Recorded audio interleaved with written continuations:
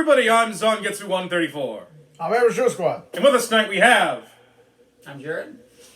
And I am bringing back Flannel 94. And welcome to another episode of Remember the Hyphen, the show where it's our 3rd year anniversary! And it's kind of small. If only I could do this and not have to have a real job. Yeah, same. So yeah, as you know, August, particularly August 9th, is the day that Remember the Hyphen began. Some 3 years ago. It's crazy we've been doing this for 3 years. Man, It wasn't our first video either. We actually went back and looked. right? Our first video together was reviewing Into the Spider-Verse, and it's totally a black screen.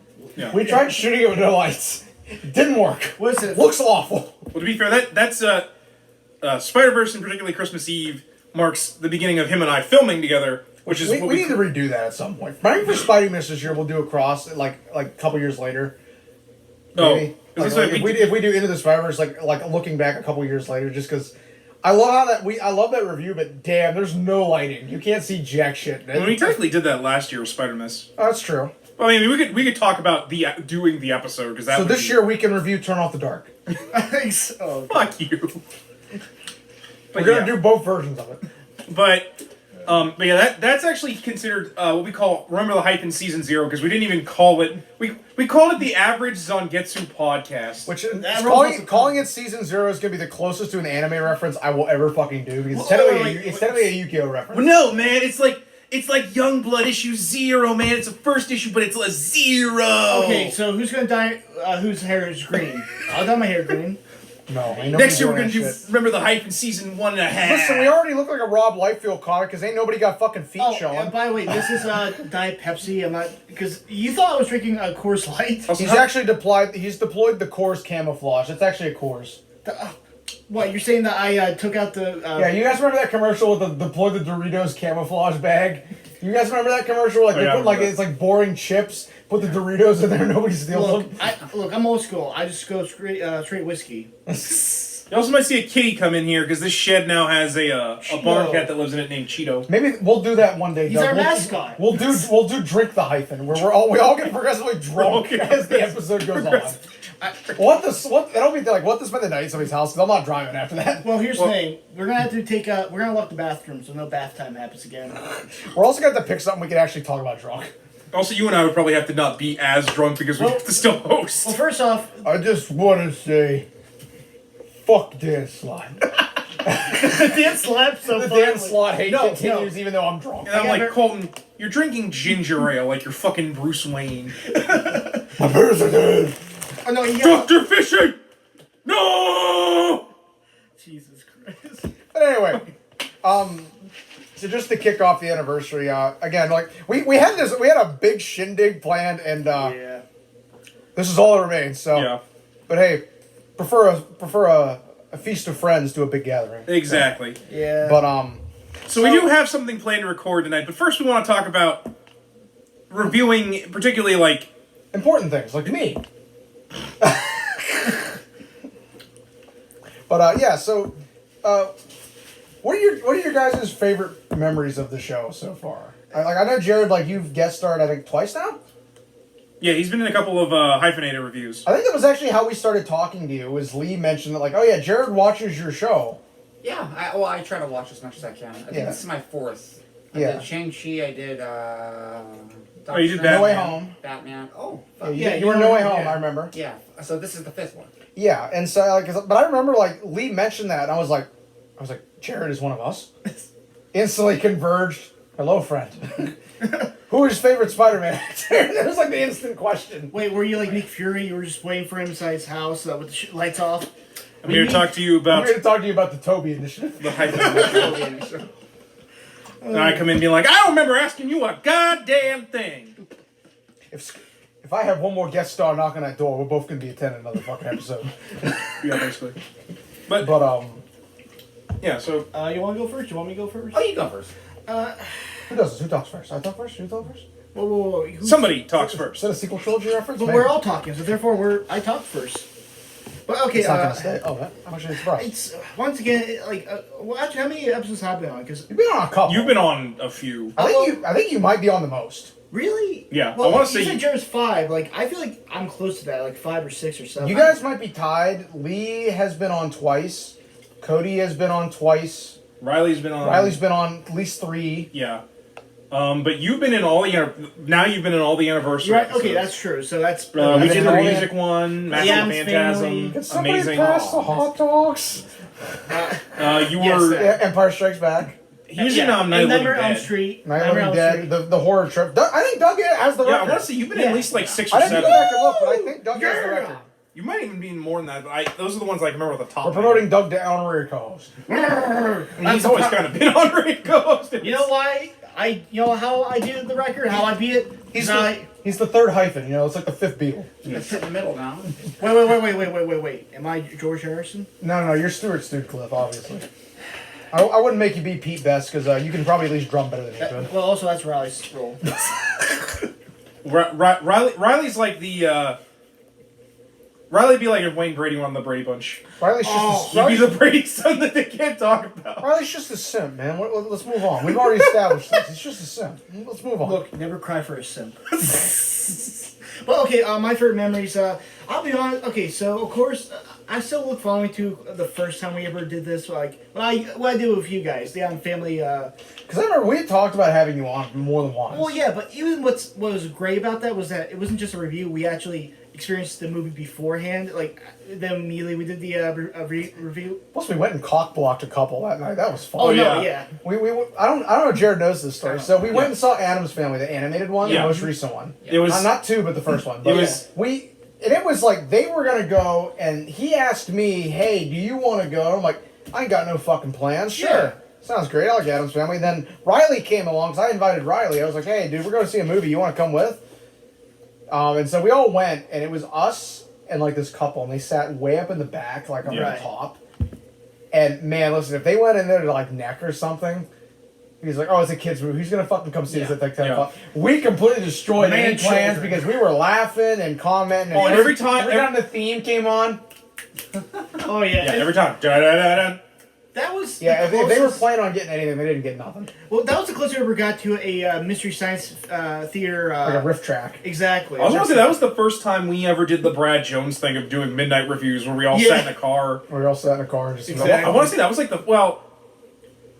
okay, technically Into the up to that Spider-Verse. point. I think that was the most we ever had on the show. Yeah, because Right. there's just And you, then- me, Riley, and I think Doug. we've topped it now because I think our record is 5.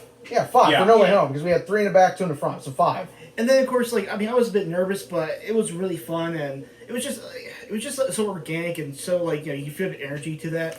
And then, of course, I gotta say, the first anniversary was really great. That was really Oh, yeah. enjoyable. It was just, I mean, Are Except you for the familiar fact- with that one, Jared? We made a fire out back and we Yeah. made hot dogs and stuff, and the it led infamous- to the infamous. We're trying to talk about stuff, and then you hear Doug in the background going like, "Can somebody pass the hot dogs?" But no, here's the thing. And Riley was drunk Yeah. or like buzzed, and he just starts laughing. But here's And the he's thing. just like, Adam's up here talking about these cherished memories, and then all of a sudden I hear Doug going, "Can somebody pass the hot dogs?" But no, see, when you do that voice, like, the first one was more like, Yeah, that was actually how it happened. Riley puts this voice on, and it just became. You made- He made it sound like he was Carl Weezer. Exactly. Yeah, you're right, Jimmy. There are only 2 sexes: the sex I had with your dad and the sex I had with your mom.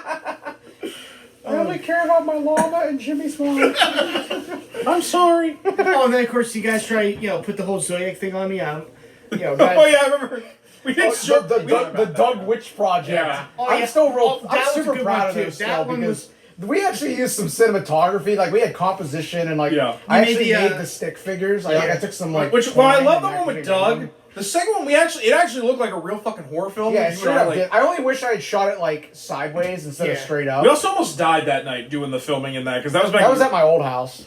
Like I was on a hill trying to get the stick figure up there. I almost fucking fell down the hill. Oh, Jesus Christ. Yeah, but it was worth it. That was funny. No, it was And worth of it. course, another good memory was when we did the, was it just horror film tropes? It was just horror film Well, then tropes. we talked about the Zodiac film. Oh, the Zodiac portal.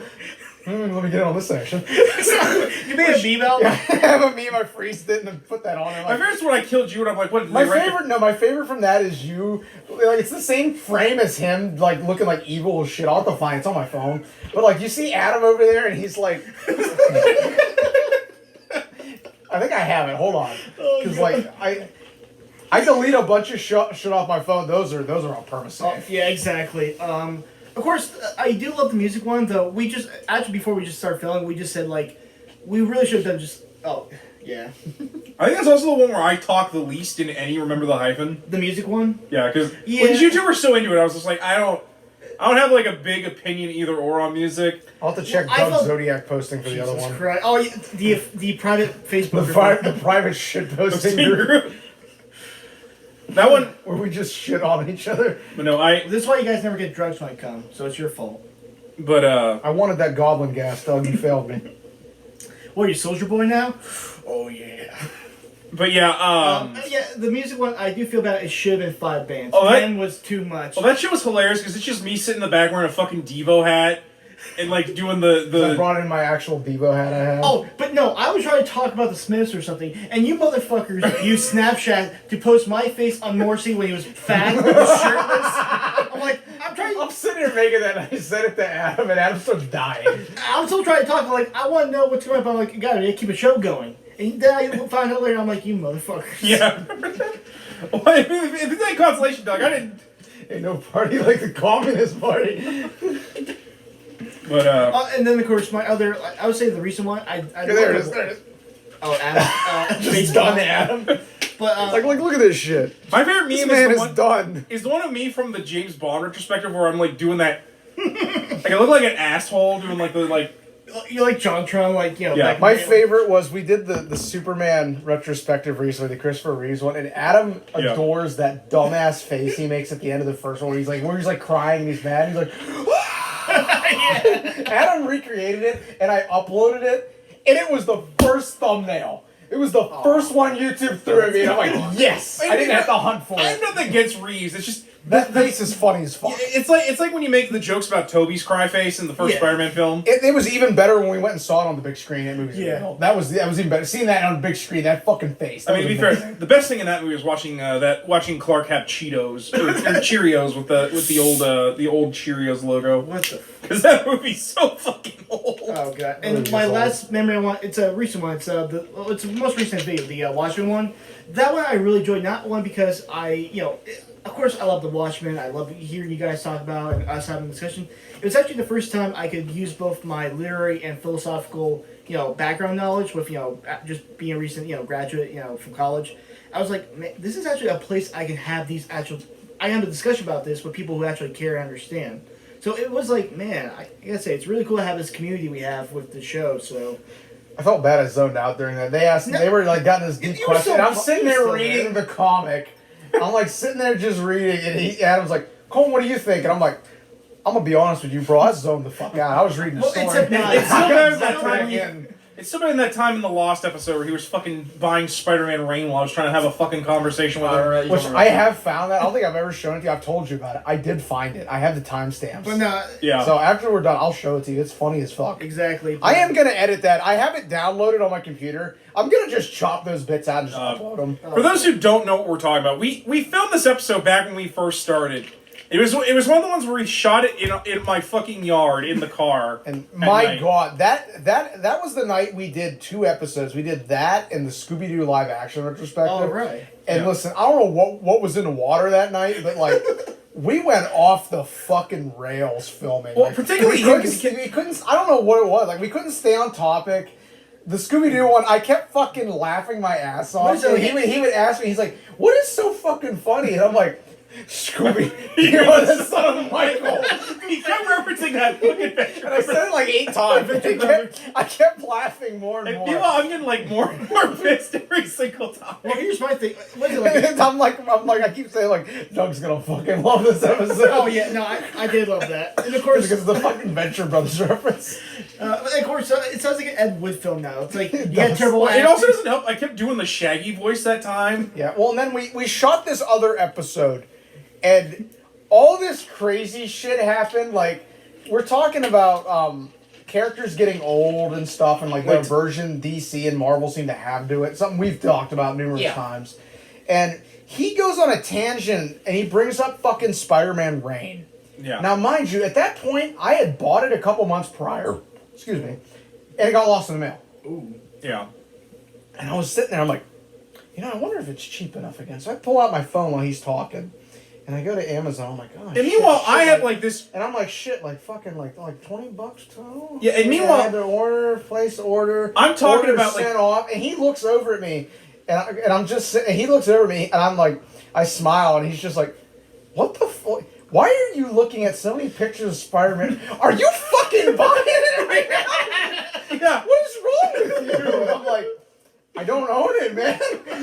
The other was It was only $20. The other was I kind of we bring up the fact, like the abuse stuff with the Janet Van Dyne and Hank Pym. And it kind of just felt like, man, like, I don't know if I'm comfortable putting that out with that in there. Yeah. Just because I don't want somebody to take that out of context. Yeah, because for the record, so we just didn't release it at all. Yeah. And I've thought about it, and I've made comments on other videos about maybe going back and editing it.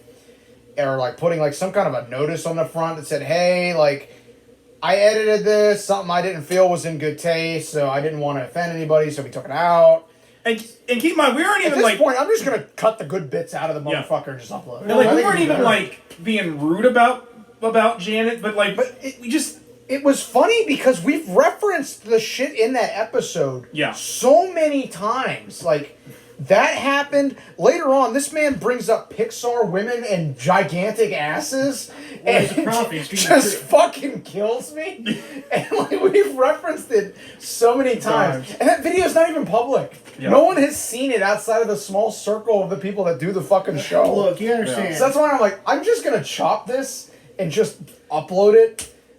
Like, I even talked about, like, maybe, like, if we ever did, like, Remember the Hyphen VHS best of box set that we talked about. Because we always talk about this shit. We're not doing dumbass shit like that. Or they will cut into. We're gonna release it only on HD DVD, and it's gonna have commentary over that lost episode. It's only gonna be available there, and it's only gonna be limited to 10 copies. We've also made jokes. It'll be not available at all. We've also talked about making Remember the Hyphen the movie numerous times. Making it an actual movie. Like Clerk style, shoot it like guerrilla style, black and white. Yeah, like we've talked about it. It's just we're gonna be on. We were gonna shoot it on the VHS camcorder, and I was gonna edit it in a real fucking weird way. No, we're gonna play like Yu-Gi-Oh, Duel Monsters. On I was gonna dub Alice in Chains over it. Well, the running theme we thought about doing is basically making a joke where we were just gonna fucking make Spider-Man 4. Either that, or the other one that we kicked around a lot was we're gonna review the Snyder Cut. Oh god. Yeah. But we really don't want to fucking do it, and all of a sudden somebody starts offing everybody that's a guest star. But it's like it would eventually lead up to. We all think it's fucking Doug. Yeah, I'm the red hair. We all think it's Doug. Like, he's never in the shot when people are getting fucking off. But I'm like, hey guys, like, we want to do a review. We're at the end of like a long ass hallway, and we're just like, God damn it, Doug! I really didn't want to die today. Well, yeah, and you'd be like right beside me. You're like, well, yeah, well, me neither. I'm like, wait a minute, where have you been in this whole fucking time? I thought you're him. No, man, I was in the bathroom all the time. Well, like, if you're not the killer, if you're not the killer, who the fuck is that? And it would turn out to be Riley's girlfriend. And it's like the whole time it's like wearing a shirt. It's like we're restoring the Snyderverse.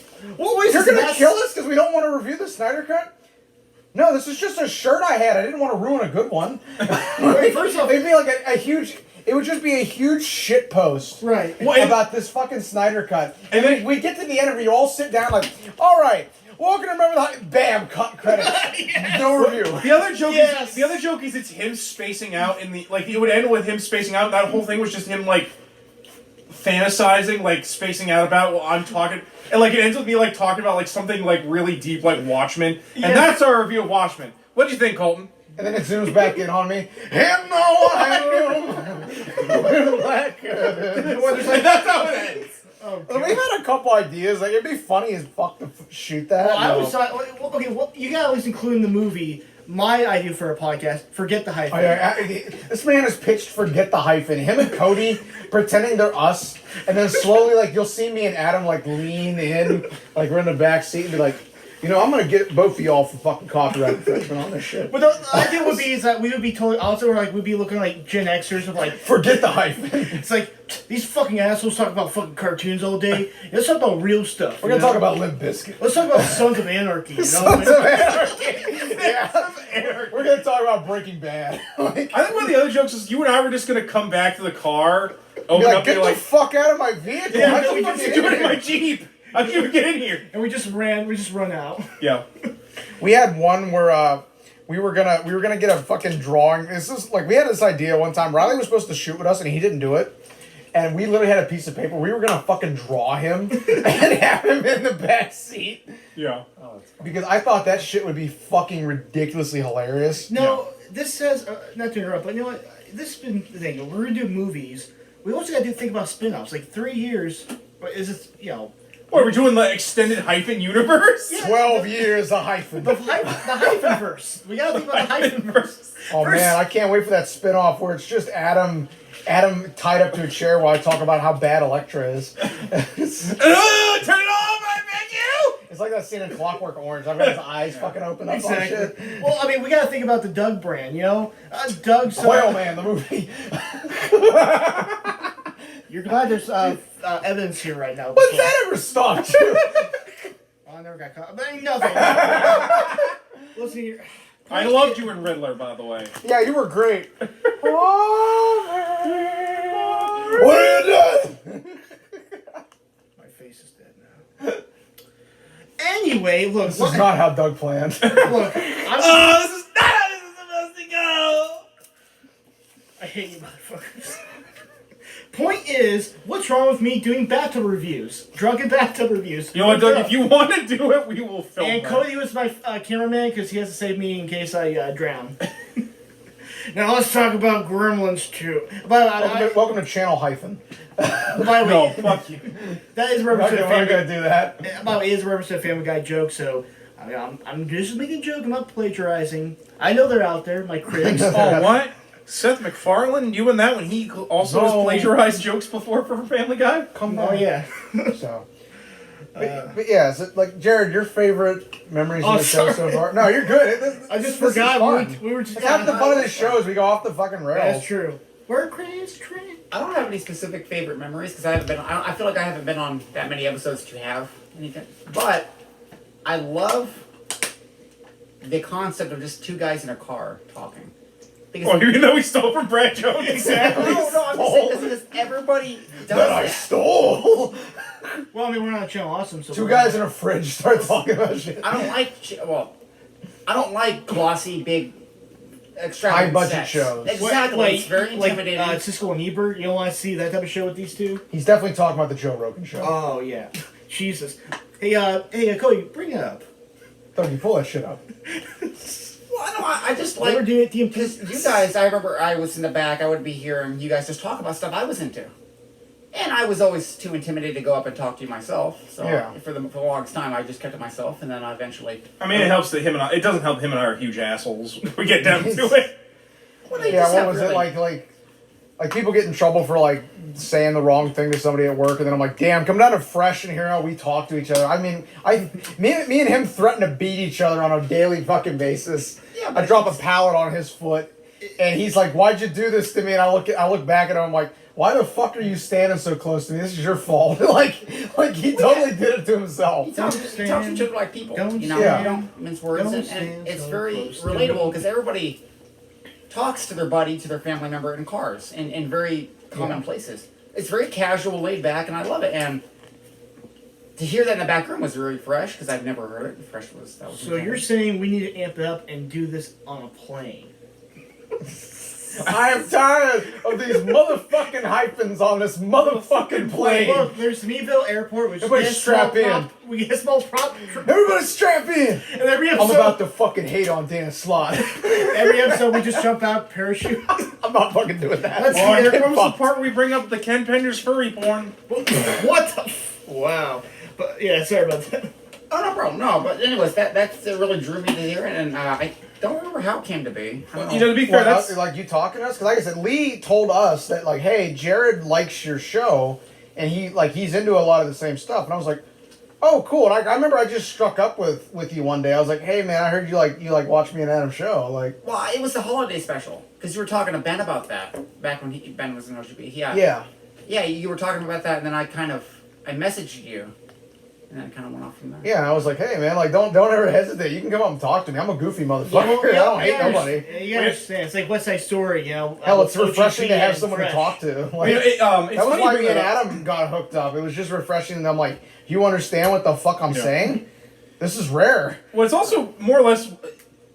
I hate saying who had the idea for what, but like that was kind of the idea I had when we started this podcast. I came up with the name. It was I pitched that one. I remember that. Because I had been doing movie reviews before Colton came along. And I'd been doing YouTube stuff. Like I had a sim racing channel I did where I would like review sim racing mods and talk about NASCAR and stuff. But that was just like me just doing it. Yeah. You know, it wasn't really like, and I had started getting into podcasts, and like I just remember me and him, like he invited me a couple times. He's like, hey man, like why don't we like do something, like, you know, like we'll review it and stuff. And I was like, I don't know, man. Like I'd never been on camera on YouTube before. Yeah. It had always been just like me with a mic, which is a lot less intimidating, I argue. And in the first one, he still wasn't on camera because we shot it in the fucking dark. Well, and then the early stuff is like, it was just so fucking. I think what really got us more and more into it was like you said, it was just more natural. Yeah.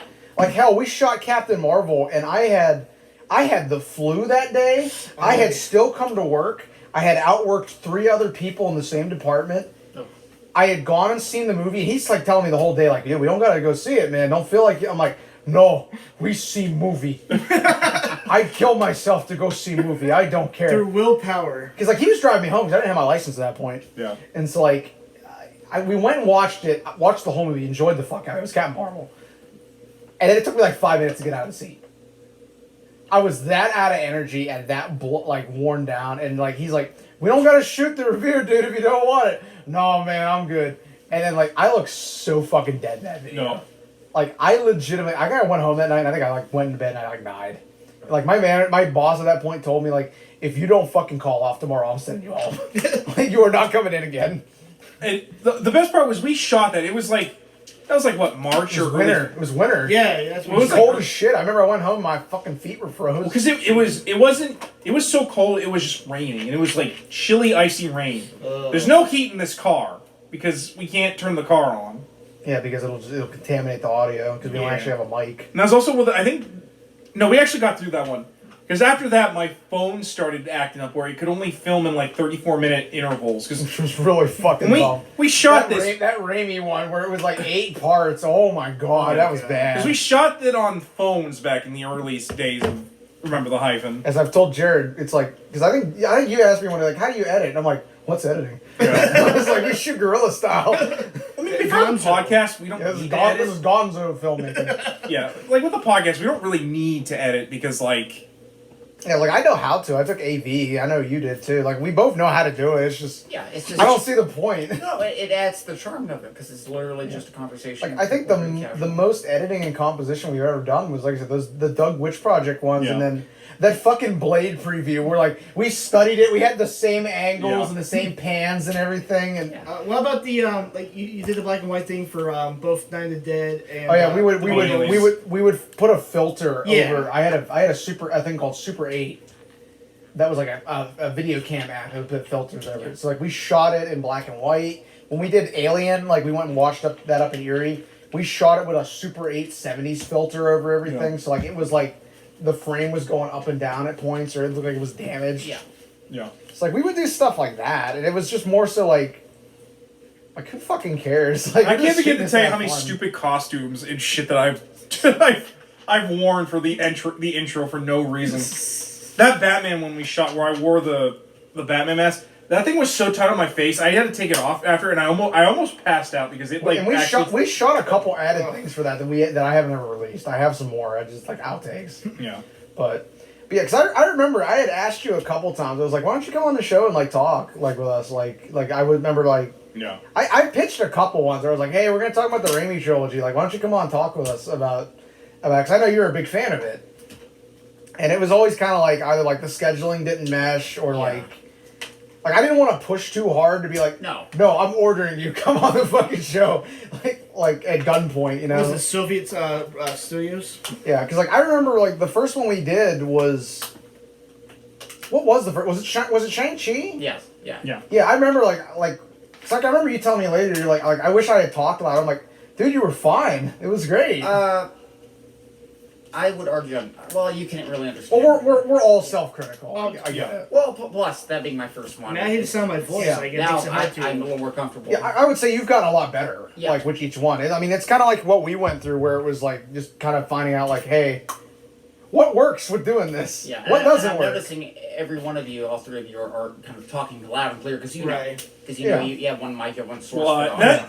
it helps for me. I think I probably had the most experience of you guys because I was a comm major in college, Yeah. so I was studying to be a journalist or like a news anchor Right. originally. Really? I'm a seasoned veteran of Black Ops 2 and Modern Warfare lobbies where I had to like tell people I fucked their mom, so I know how to talk loud.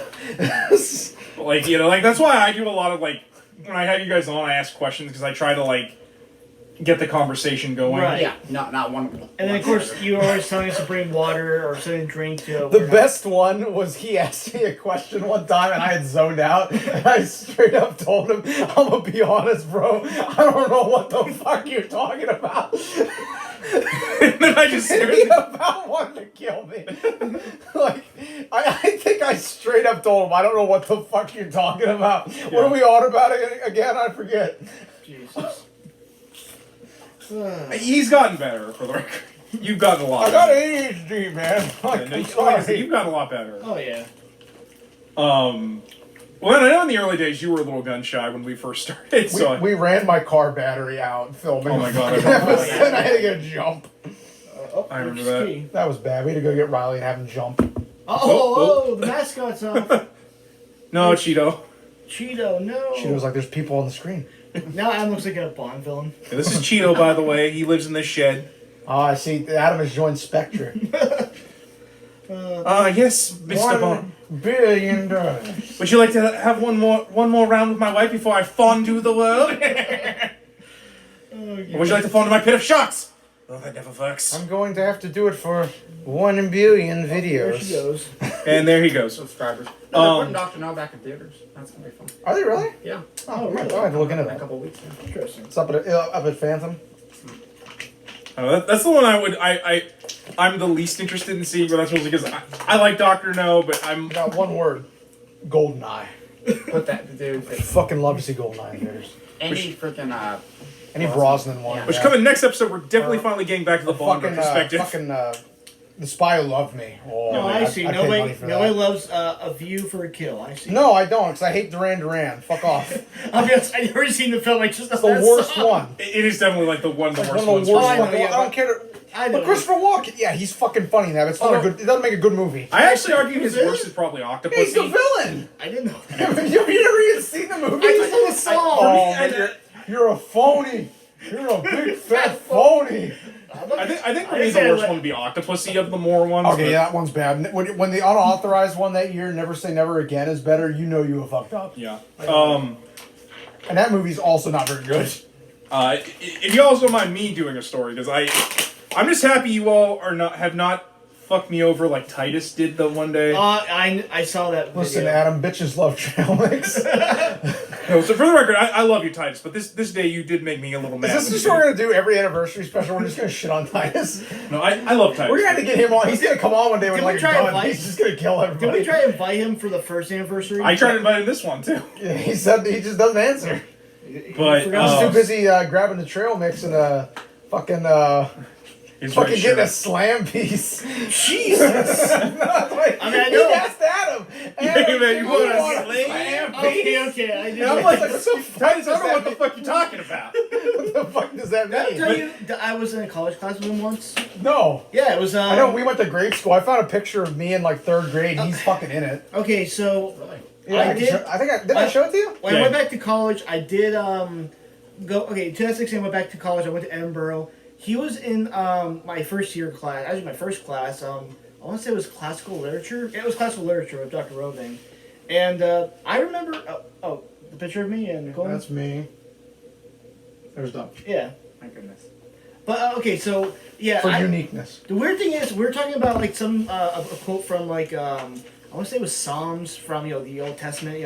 Talking the biblical section. He relates to me that in the fall, New Vegas with what's his name, the Burn Man. Oh, Joshua Graham. Yeah, exactly. Yeah, the one thing of like, We can't expect God to do all the work. exactly. That's the only memory I really have of Titus.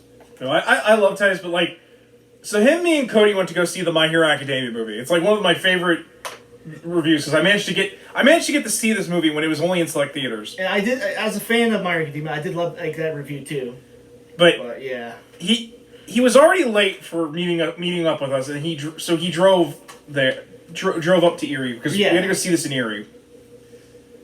And then because there ain't no way a theater around here is getting that kind of shit. Yeah, and then we get to the movie, and I mean, great, we got there still plenty early but like. He wanted to leave. He had to leave because he's like, I can only stay for a few minutes of the review because I gotta go because I promised to help this girl move stuff because I was gonna date her, and I'm like, really, man? No, that was one of those. That was like one of the. What happened at Knights Before Wenches? no, Brethren for one. Brethren Before Wenches. I hear that. Like, I'm sorry, Titus. That was some maidenless behavior. Does thou even hoist? Look, he did a simp simp move. You got simped. I'm just happy we can record this now because like some of my early reviews, I literally just held the phone up with my hand, and you can tell they are. And then you gotta be worried if somebody moves in the car because it may turn the phone over. I think by far my favorite memory of just anything with this show, and it's never even actually happened on the show. It's just how often me and Adam got the worst fucking luck of any pair of dumbasses on the YouTube. And it's it's not even just for this show. Like I think I've mentioned one or two of these to you, but like we've had cameras fuck up and lose episodes. Yeah. We've had phones fuck up. We've had clips not work. We've had freak-ass weather happen in the middle of an episode. Yeah. We've gotten lost in Erie 5 different times. Yeah. And you say you were afraid you almost ran out of gas? Or Yeah, we were afraid we were gonna run out of gas, and I was gonna have to steal gas out of somebody's RV. I was gonna get shot in somebody's yard. I need some gas. What is this, Escape from New York? That's what it Kind of was. Kind of was like Escape from New York. We ended up going to Cleveland one time. We were going to Sharon.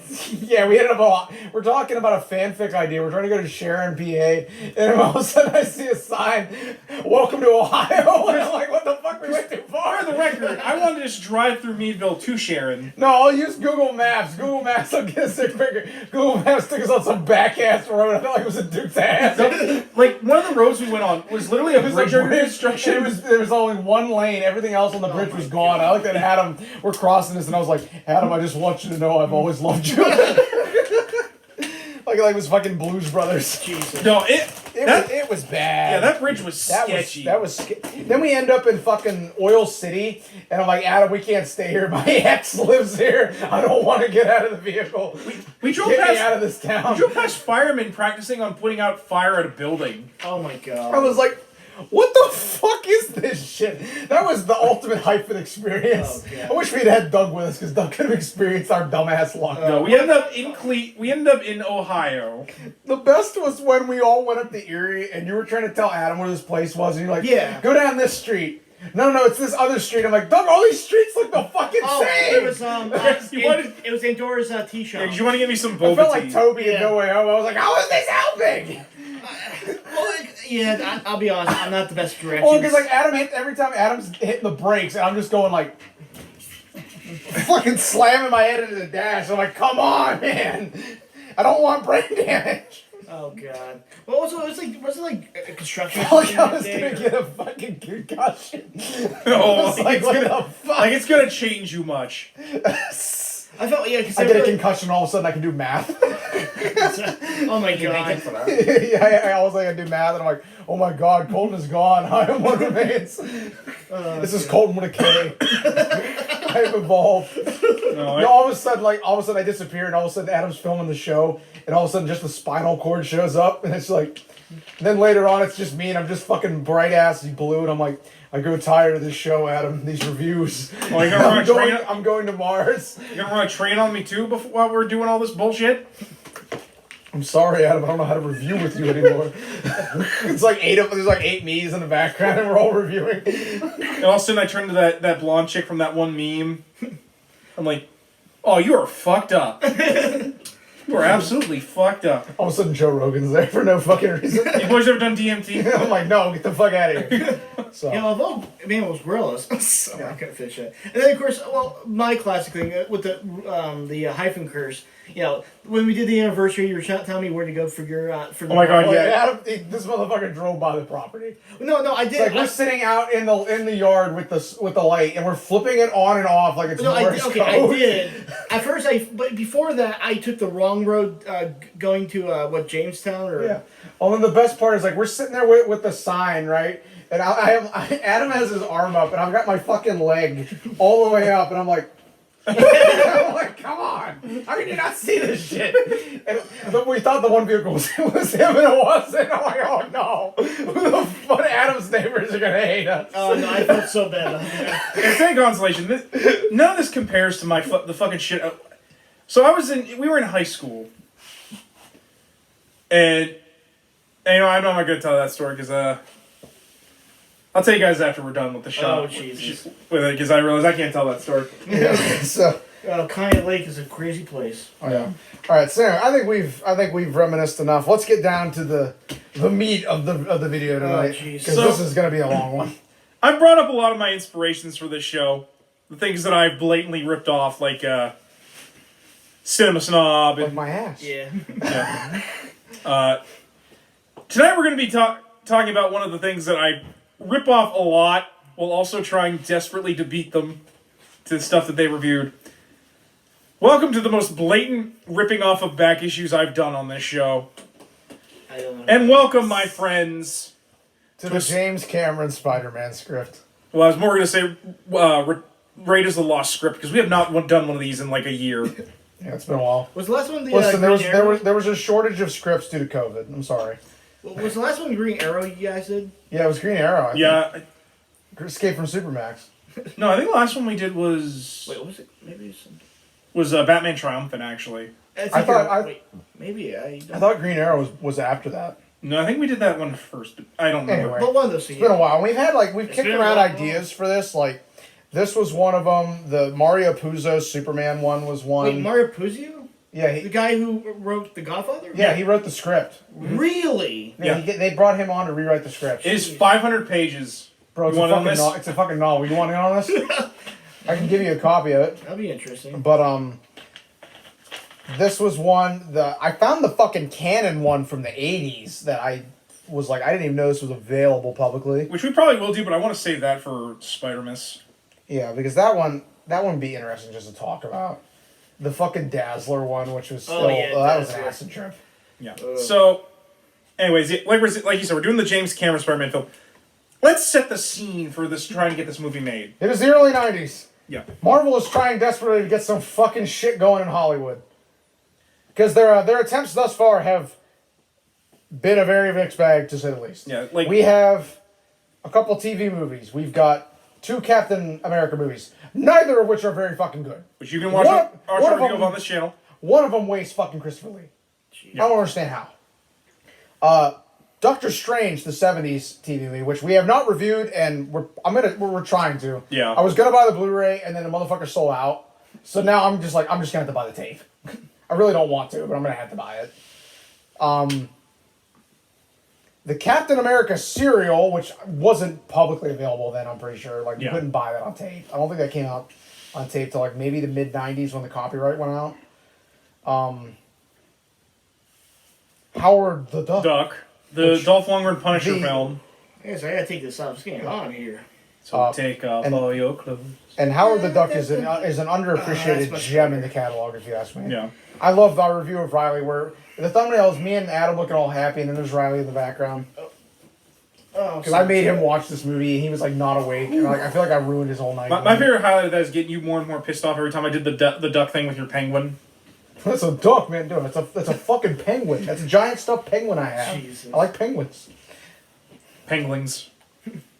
But there was that, the Dolph Lundgren Punisher movie, which we will do the Punisher movies at some point. I have all of them, and I have the TV show on DVD. Wait, is the Dolph Lundgren one with what's his name? Guy Travolta? Travolta, yes. No, that's No. the Thomas Jane one. Okay. You know, the Dolph Lundgren I'll send you a review of that shit, Doug. Because Because that movie is shit. yeah, I watched a review of that. That's 80s as fuck. I've got a rental copy of that from the 90s. Wait, it's from the 80s or 90s? oh yeah, it's from the 80s. 80s. Wow, okay. It's from the I didn't 80s, know that. dude. No, this is Pete Dolph Lundgren. This is like right before he did Masters of the And they, Universe. Right. 3 Incredible Hulk TV movies, along with the show, which was probably the best thing they had up to that point. That was the one thing that fucking worked. Which, for the record, those movies are terrible. They're all just TV pilots, with the exception of, I think, Death of the Incredible Hulk. Yeah. Like, the other two are a pilot for Thor and Daredevil. A Spider-Man show over here, which was not very good, and from what we understand, Marvel was not happy with it. Like, it's one of the few things that Stan Lee, like... I've never heard him say that, though. I mean, fair. I've never seen the quote. I don't want to say that unless we get a citation. According to rumors and legend, even Stan Lee was like... That's better. A Japanese Spider-Man show, which wasn't even known or available over here. Yeah, Right. it only became known when Marvel put it on when like the their fucking internet Right. became a thing and people started talking like, hey, what about this? yeah. Right. So, and then, how could we forget another video which we have reviewed on here for my birthday month one year? The unfucking released the Corman Fantastic Four movie, which somehow is still the best FF movie I've ever fucking watched. Which thus doesn't far. because it's not finished. Yeah, it's not finished. That Doom is fucking straight up funny as fuck. Jazz hands. Wait, why And does then it I actually watched the doc on the making of it, and I told him like, dude, this was a fucking nightmare to shoot. They're running around shooting shit at night in New York without a permit, Oh, yeah. and they don't have a fucking viewfinder or anything. So like, they're shooting it and then going up to the light with the reel, looking at how it looked. And I'm like, Yeah. God damn. Jesus. They're shooting it in a building that was like way not approved by fire code. They probably could have got shut down. Probably should have. They didn't have a viewfinder for the actual set. Yeah. I was like, how do you not even have that? That's basic. And How the fuck you see what you're shooting? but getting back to this Spider-Man film, they had been trying to get a Spider-Man film made since like the 70s. They've been trying. They've been They're trying. like, if anything's gonna work, it's gonna be fucking this. Like, because they passed around a bunch of things. The canon one they tried to, but then I think someone saw them make Quest for Peace, and they were like, "Fuck that." If I remember correctly, they did the test stuff, and nobody liked how it looked. I think was the thing. Not to mention, given that it was canon / Corman. Yeah. I don't think after the FF, I don't think anybody in that company wanted to work with them anymore. So that might have been part of it. This came out pre Fantastic Four, or like this was them. The Spider-Man thing, yeah, it was before that. But I think I want to say that was in when the FF thing was going forward. I mean, that's fair. So, because you gotta remember that FF thing was like what, like a couple months shoot. It was a very quick and dirty shoot because it's fucking Roger Corman. Yeah. And everybody knows Roger Corman can't do shit on low budget. This Spider-Man's rights got passed around for ages. The only character I'll argue had a more clusterfucked development on a road to a movie was fucking Iron Man. Yeah. Because holy fuck. Look it up on YouTube. There's a doc, Iron Man, just look up Iron Man Unmade Films. There's like an hour-long doc on just every variation of that shit. And fucking fascinating. There's one, that channel does all kinds of stuff. They got ones for Superman, Incredible Hulk, Watchmen. Good channel. I highly recommend. And I think the biggest thing that kept Spider-Man and Iron Man out of the special effects. Yeah, it was the special effects. Right, yeah. Nothing was there at that point. Jurassic Park looked good, but man, like doing dinosaurs is one thing. Doing somebody swinging through New York with the moves Spider-Man's got, yeah, that would have been a tall order, especially in like '93. Or you would have to do like those like cheap shots of like, you know, you just have an arm like something's going off and like weird or you cheap out and you go in with some real big close-ups, you know, like there's a couple ways you could do it on the cheap, exactly. But it's right then and there is the problem. It would look cheap. It would look corny. They didn't want cheap. They wanted it to look good. Yeah, because like even when the Raimi films came out, it was. I just watched those today, dude. The CGI on that shit, it holds up. It looks good. Yeah, I can't tell it. I mean, for the most part, there's a couple of scenes in the first film the where I'm DNA like even then, I literally watched the entire first one today. Okay. But it helps. It helps that a lot of that is done with practical effects. They only use the CG when they knew they could not do it. And even then, I still argue that CG still looks really fucking good. The only thing I think doesn't is like a couple of scenes during the Thanksgiving Day parade, or the parade, because like there's a couple of scenes where Gobby kind of turns into like a PS2 like fighter. Yeah, I can kind of see that now that you mentioned, but even then, I still don't think it looks bad. No, I don't think it looks bad. I've seen worse recently. Okay, Well, can you guys, I'm not saying it looks bad, but you can kind of see the paint starting to chip. At least I Yeah. can see everything, unlike Fan 4 Stick. Spider-Man 2, however, I think the effects still hold up. I think I would Spider-Man 2 say is so, where the yeah. effects are really Definitely. starting to hold up. well, okay. Still the best Marvel Yeah. movie ever made. Oh, still absolutely. Yeah. I will. The only one that is better in my opinion is Into Spider-Verse, but Yeah. that's because animation is always pretty much going to beat Poetic. live action. Poetic cinema. I agree. But so yeah, eventually I can't remember if this was Sony that made this was Sony's treatment.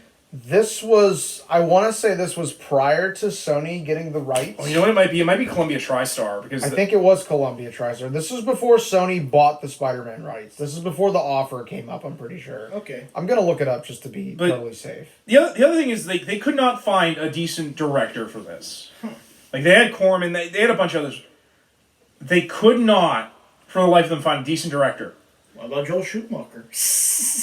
until He was too busy getting fucked in the ass by WB over the Batman movies. Right. Yeah. Yeah. until they came across one legendary director. I want to say this is also him hot off of Titanic. No, Titanic was 97. This hasn't come out yet. Oh, okay. So this is Terminator 2, James Cameron. Yes, this would have Which been is Terminator. still. I mean, come on. That's still. Which still- a big. which still- comp. yeah. That looked fantastic. No, back then. So I think that's probably why they were like, Wait. this would dude you, knows what he's Would doing. you say 2 has better effects than 1? Oh, absolutely. Yeah, absolutely. Because There's T1000 effects to look at. Well, especially Yeah, because, it's like- been a long time. so I especially just because the wanted to make T100 in that, like they didn't sure. Oh, have no, I like forgot the T. or the I'm 800. No, yeah, I forgot that character, that like special effects, that was revolutionary. So 2 Yeah, 'cause- definitely, yeah. Because when they did the T800 in the first film, he's done almost Yeah. entirely with claymation. I mean, it's cool, but Oh yeah, it is cool, but but no, you're right. I don't know. I'm stupid, but yeah, you're right. Like Terminator Okay, 2 so- was just man. Here's some interesting stuff. This comes from the Spider-Man animated wiki. Has an article on this movie. I'm not sure why, but the following actors were cast by James Cameron to star in the movie before it was canceled. Now I'll read through these, and then I'll go through the background of the production before, because we're going to dive into the plot, obviously. Leonardo DiCaprio as Spider-Man Peter Parker, Maggie Smith as May Parker, Arlie Ermey as J. Jonah Jameson. What? that The dude from Full Metal. yeah, I don't know drill about that. instructor. I can't. I don't know about that. Lance Henriksen as Carlton Strand. Robin Lively as Mary Jane Watson. Michael Bine, I think I pronounced that right, as Boyd. And Arnold as Dr. Otto Octavius. No. Oh my god, that would have been fucking horrible. That would have been funny as fuck. It would have been funny, but it would have been fucking Yeah. horrible. Yeah. The power of the sun and the palm of My my hand. hand. Yow. Butterfingers. I would have died. Someone give me an edit. Do a deep fake. I'm begging you. Someone God. get this for me. Imagine him in No Way Fucking Home. Is this him? I don't even know who the fuck that is. Hasta la vista, Spidey. Oh my god. Oh, that would have been fucking Oh terrible. no. We got tired of you, boy. Jesus Christ. With God, I sound like my Arnold's Pizza Parlor. Magic fucking tricks. thing. Where did you get this clown from? Actually, you sound like the Arnold parody from Tiny Toons. Can you be cold, Spider-Man? I hate when he talks during the movie. Hell freezes over. Now we're just doing straight up Batman. You know, Harry, you kind of look like my son I had with my maid. Oh my god. God. Damn. Oh, that's too fucking far. yes. It's just real. Like it's just Okay, real. anyway. The low box office performance of 1983's Superman 3 made feature film adaptations of comic book properties a very low priority in Hollywood until the early 90s. Don't blame him because that movie is dog shit. Which we talked about in our Yeah, Superman. we just talked about that retrospective. recently, actually. That movie's terrible. Yeah. For the longest time, it was also the only one I owned on tape, and Adam was like, why the fuck is that the only one? I'm like, I don't know. In 1985, after a brief option on Spider-Man by Roger Corman expired, Marvel Comics optioned the property to Canon Films. Canon chiefs Menhem Golan and his cousin Yoram Globus, excuse me, I got real bad gas running that palm, Jesus, agreed to pay Marvel Comics $225,000 Jesus. over the 5-year option period, plus a percentage of any film revenues. However, the rights would revert back to Marvel if a film was not produced by April 1990. Wow. Oh, so they got them on time. So 5 years. 5 years. Toby Hopper, then producing What? both Invaders from Mars and Texas Chainsaw 2, No. was mooted as the director. Oh my Oh, god. that would've been Can we really go to good. the timeline where that exists? Because I want to see it. 'Cause that'd be a straight up horror movie. I mean, to be Man fair, Spider. what we're gonna read is kind of like a horror Granted, movie that at scene this in point. Spider-Man 2 with the arms and the chainsaw, that shit is a whole Oh. fucking horror scene. I mean, that's Raimi just going ape That's shit. pretty much That's one evil. scene, though. Can you imagine the whole entire film like that? Oh, Yes, I would love it. Evil Dead, but with Spider or Fuck, Texas fucking Chainsaw. Marvel Zombies, but it's Sam Raimi. That we would could get that Bruce- would be fucked. We can get Bruce Campbell to do Ash again because there is a Yes. Marvel Zombies versus He Evil comes Dead. out and he shoots fucking like all these zombies up, and he's just like, Well, yeah, Spider-Man. Like, what's your name? I'm the Human Spider. oh, that sucks. As Ash. Which, hold on that to comes that. up in this. Okay. Yeah. Oh, okay. There's a lot of All stuff in this script that we will all probably recognize. All right. Yeah. Quote unquote, Golan and Globus misunderstood the concept of the character. Director Joseph Zito said they thought it was like the Wolfman, Oh What? no, What? he's gonna become Man Spider in this. and instructed writer Leslie Stevens, creator of The Outer Limits, to write a treatment reflecting these misconceptions. In Stevens' story, a corporate scientist initially subjects ID badge photographer Peter Parker to a radioactive bombardment, transforming him into a hairy, suicidal, 8-armed monster. This human tarantula refuses to join the scientist's new master race of mutants battle against a succession of mutants kept in a basement library. What's So the basically, this would be the Incredible Hulk. Yeah. Unhappy with the perceived debasement of his comic book creation, Marvel's Stan Lee pushed for a new story and screenplay, written for canon by Ted Newsom and John Brancato. The variation on the origin story had Otto Octavius as a teacher and mentor to college-age Peter Parker. The Cyclone Storm incident, which creates Spider-Man, also deforms the scientist into Dr. Octopus and results in his mad pursuit of proof of the Fifth Force. Doc Ock reconstructs the Cyclone and causes electromagnetic abnormalities, anti-gravity effects, and biocation, which threatens to engulf New York City and the entire world. So just straight up fucking Spider-Man 2. Too. exactly. Holy shit. Okay, I didn't want to bring this up Sony just yet. probably was like, no, we're going to do this. And Sam's like, okay, whatever, I can make anything work. I'm fucking Sam Raimi. Because, like, when we go through this treatment, there is so much shit that they must have told him, hey, you have to keep this. This Yeah. is good. Right. Either that or he probably was like, this is already written. It just needs tweaked. Like, I mean, look. Sam, who knows the comics, well, we just fucking... we'll use the Goblin because this guy sounds It's more like like the dude built... It's like the first guy built Legos that were all fucked up. Right, And exactly. Sam came in and he's like, turn What's that this, put the roof What you here, just read, put what the was back. What was this written? What you just read? 1990. It's a Yeah. very ambitious treatment. I mean, can you imagine the budget they would have given? And, Yeah. And of course, like you said, the effects. Yeah, were and not like I there. said, so much of the stuff, I'm just like, again, this it makes sense. Sam probably was like, this was already written. Yeah. And We just got to tweak some stuff. more you than know, likely, and, it probably was here. more like Sony was like, You know, it's like they took like some ugly ass painting of Squidward, and Sam was like, hold on, like they have some paint here and like that. Well, plus, How about this? And he turns around, it's fucking like the Mona Lisa. it's, It's yeah, or like, like, here you go. What or like about that this? scene in SpongeBob where he just taps it once. It's the fucking, it's fucking the It's David. Statue of Yeah, David. okay. Yeah, it's like that's exactly what this feels like. actually, to give like a real life thing, like, because when I took the Shakespeare class in college, pretty much Shakespeare would take like already like established stories. Of course, they were published and made, but still, he was like, okay, I'm gonna take these characters and this plot, but I'm gonna tweak them and make them into basically what will become a classic in the English language, Yeah. or English literature. Yeah. So I mean, it's not far off to think he look at this like, I think I can I can take this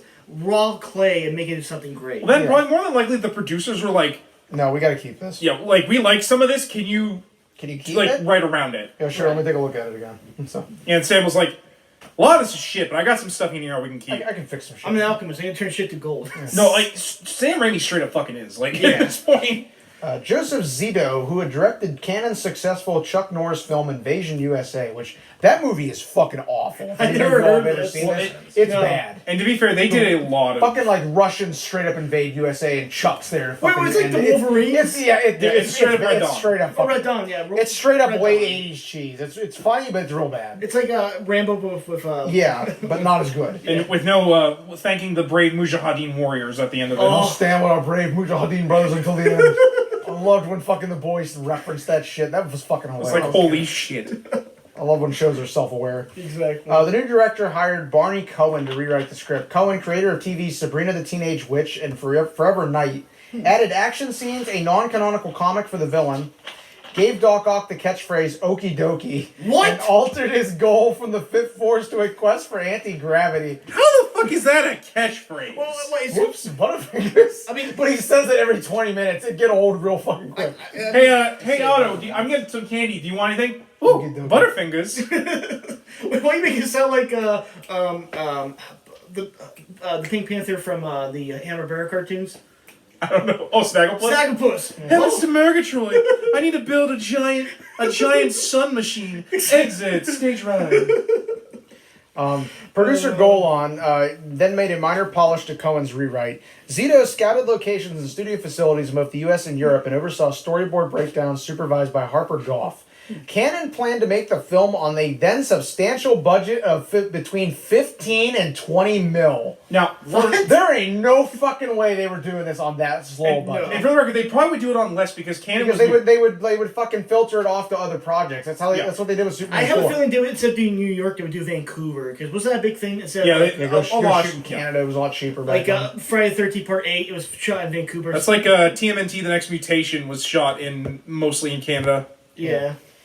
With no casting finalized, Zito expressed interest in actor stuntman Scott Leva, who had posed for Cannon's promotional photos and ads. That's what I was talking about earlier to you, That because was I the- brought up the Cannon thing to him. That was the photo that you showed. Yeah.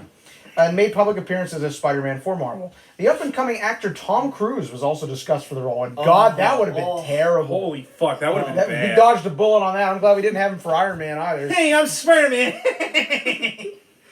Does that mean Nicole Kidman would be MJ? Because I'm down for that at least. That would have been fucking Yeah, great. that- That would have been a perfect cast. Considering the weird sex scene in this movie, no thank you. Whoa. Yeah, we'll get Yeah, there. we're gonna get there. It's weird. It's very weird. We get there!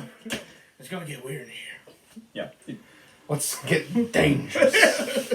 Leave him out of this. Zito also considered Bob Hoskins as Doc Ock. Oh my god. I don't know about that. I wouldn't have minded that. I mean, he would have been fine, but I don't know. well, first of all, he'd be drunk all the time. Lee expressed his desire to play Daily Bugle editor J. Jonah Jameson. Laura Bacall and Katharine Hepburn were considered for Aunt May. That would have been kind of cool. Peter Cushing as a sympathetic scientist and Adolf Kaiser as a police detective. Wait. You're talking Dr. Frankenstein from the Hammerstein films would have been the sympathetic scientist. Grand Moff Tarkin. Oh, yeah, exactly. That too. It's like... Or fucking Van Helsing. Yeah.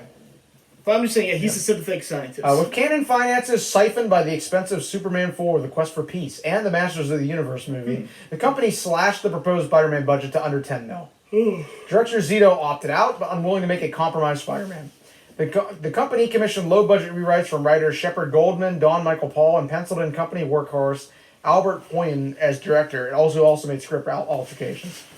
Scott Leva was still associated with the character through Marvel. He had appeared in photo covers of the comic and read each draft. Leva commented that Ted Newsom and John Bracanto had written the script. It was good, but it needed a lot of work. Also, I just realized why this is in the animated series wiki. The dude they're talking about, that's the guy that's the Spider-Man with no powers during the Spider Wars at the end of the series. Oh, okay. Okay. Yeah. Unfortunately, with every subsequent rewrite by other writers, it went from good to bad to terrible. Due to Cannon's assorted financial crisis, the project shut down after spending about $1.5 million on the project in pre-production. In 1989, Pathé, owned by corrupt Italian financier Giancarlo Peretti, again, this is Italian, so I apologize if it's butchered. I'm not Italian. I don't speak Italian, sorry. Yeah, I don't speak Italian. Acquired the overextended canon. The filmmaking cousins parted. Globus remained associated with Pathé. Golan leaving to run 21st Century Film Corporation, keeping a number of properties, including Spider-Man, in lieu of a cash buyout. He also extended his Spider-Man options with Marvel up to January 1992. Golan shelved the low-budget rewrites and attempted to finance an independent production from the original big-budget script, also budgeted, storyboarded, and laid out at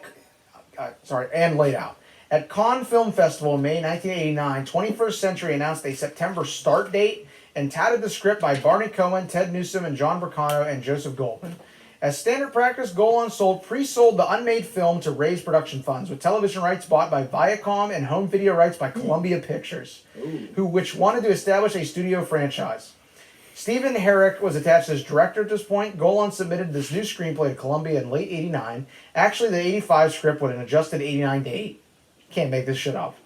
And the studio requested yet another rewrite. Golan hired Frank LaLoggia, who turned in his draft but grew disenchanted with the company. Neil Ruttenberg was hired for one more draft, which also was covered by scriptwriters at Columbia. Columbia's script analysts considered all 3 submissions essentially the same story. Wow. A tentative production deal was set. Said Stan Lee in 1990, quote, 21st Century is supposed to do Spider-Man, and now they're talking to Columbia, and the way it looks, Columbia may end up buying Spider-Man from 21st Century. Which, keep in mind, this is also when Marvel was getting close to bankruptcy. Yeah. So they were constantly passing these rights around, hoping someone will make something so they can get a Clone little Saga bit. and The Crossing were on the timeline at this point. Yeah. Ooh. Never So- touch clones. Along with that really weird shit with the FF in the early 90s. Uh, Less said about that, the better. Reed, I'm going to dress really scantily so you can finally put it in me. Whoa. No, that's... I know, that's... What happened. I'm surprised that's not an actual 21st real thing. Century's Menahem Golan still actively immersed himself, mounting his Spider-Man, sending the original Doc Ock script for production bids. In 1990, he contacted Canadian effects company Light and Motion Corporation regarding the visual effects, which in turn offered the stop-motion chores to Stephen Archer from Krull and Clash of the Titans. Towards the end of shooting True Lies, Variety carried the announcement that Carloco Pictures had received a completed screenplay from James Cameron. The script bore the name of James Cameron, John Mercado, Ted Newsom, Barry Cohen, and Joseph Goldman, a typographical scrambling of Golan's pen name, with Marvel executive Joseph Calamari. The script text was identical to the one Golan submitted to Columbia the previous year, with the addition of a new 1993 date. Cameron's stalwart Arnold Schwarzenegger was frequently linked to the project as the director's choice for Dr. Octopus. James Cameron, quote unquote, scriptman. Yeah, which we're We're gonna get to. This is like a treatment is usually very, very short. Yeah, it's like this 3 shit's pages. long. Yeah, like... This is long. Because for the record, for those of you who don't know what it's more like someone writing a summary. Yeah. Okay. It's basically, you're like, hey, this is my pitch. You know, here's... Like, they might show highlights of what they want to do, like... I argue it's like when you submit a thesis statement. Yeah, that's yeah. actually... That's a good way of putting it. Exactly. Just it's like they don't want to know everything you're gonna put in it. Get to the fucking point. It's a tell them pitch. what you're pitching. Yeah. That way they know what you're gonna talk Yeah. about. Right. So normally it's 3 pages. This motherfucker wrote a 10-page treatment. It's basically a script. Jesus. Like, because he just keeps adding more and more and more. And It's actually, I have a question. my friend, it was 57 pages. Jeez. That's a novella. 50. the fuck? It's 57 pages. Wow, that's... I would Crazy. explain because I read a fuck ton on launch. That scroll bar was tiny as fuck on my phone. I'm sitting there like this. You reading said about it, the 'cause whole I'm thing getting about old, but I can't fucking see that well. You talk about this thing about development hell and like this guy adding more and more to it. It kind of sounds like. Tell me if I'm wrong. I think it's just what I remember. Dan Aykroyd with the third Ghostbuster movie. That's actually a lot like that. Or Where the, it's like- the original, the Star Wars. Yeah, that How too. that just morphed every fucking time it was It just they keep adding more and more. And it's just like it just keeps getting in development hell because they want to keep adding more of this stuff. Yeah. Months later, James Cameron submitted an undated 57 scriptment with an alternate story. The copyright registration was dated 1991. Part screenplay, part narrative story outline. The scriptment told the Spider-Man origin, but used variations on comic book characters Electro and Sandman as villains. This Electro, named Carlton Strand instead of Max Dillon, was a megalomaniac parody of corrupt capitalists. Instead of Flint Marco's character, Cameron's Sandman, simply named Boyd, is mutated by an accident involving the Philadelphia experiment-style bilocation and atom mixing. Gotta be careful where you fall. In lieu of getting caught in a nuclear blast on the beach. The story climaxes with a battle atop the World Trade Center. Oh, that dates that quite a bit. And had Peter Parker revealing his identity to Mary Jane Watson. In addition, this treatment was heavy on profanity and had Spider-Man and Mary Jane having sex on top of the Brooklyn Bridge. Yeah. He takes the mask off, by the way. I don't want that being said, because I know we've said that before, and that's actually not true. Well, it's less he... We'll get there. We'll get there. We'll get With there. the mask I know we've said that before, that's why I'm just trying to correct. You want the mask on or off? Off. Too bad. The treatment reflected elements in previous scripts from Stevens' treatment, organic web shooters, and a villain who tempted Spider-Man to join a coming master race of mutants. What? What's now X-Men? We'll get there. It's not Hulk or- quite We can mutants, but... destroy. We can fight each other again and again and again and again and again until we're both dead. Is that really what you want? Okay, I see where you're going. Think about it, hero! No, it really is like It's that. really straight up, it's just the fucking Raimi thing. No, it really It's is. worse. You're telling me we got Cheoff of a sex scene in Spider-Man? I would have paid money. Toby and Kirsten could have had a sex scene. I would have watched it. Fair. Would have I probably. mean, shit, I've seen her in Marie Antoinette. I know what I'm seeing. From the original screenplay and rewrite, weird electrical storms causing blackout, freak magnetic events, and bilocation from the Ethan Wiley draft, a villain addicted to toxic superpowers, and multiple experimental spiders, one of which escapes and bites Peter. Where does that sound familiar from? Which, for Raven the Rock. record, that's actually very different from what we read in this script about. Wasn't okay? So year one hadn't happened yet. The reboot at the end of the decade that Barn did. So that hadn't even chapter one. That hadn't even happened yet. No, chapter 1 hadn't even happened yet. Ultimate hadn't happened either yet. Nope. Okay.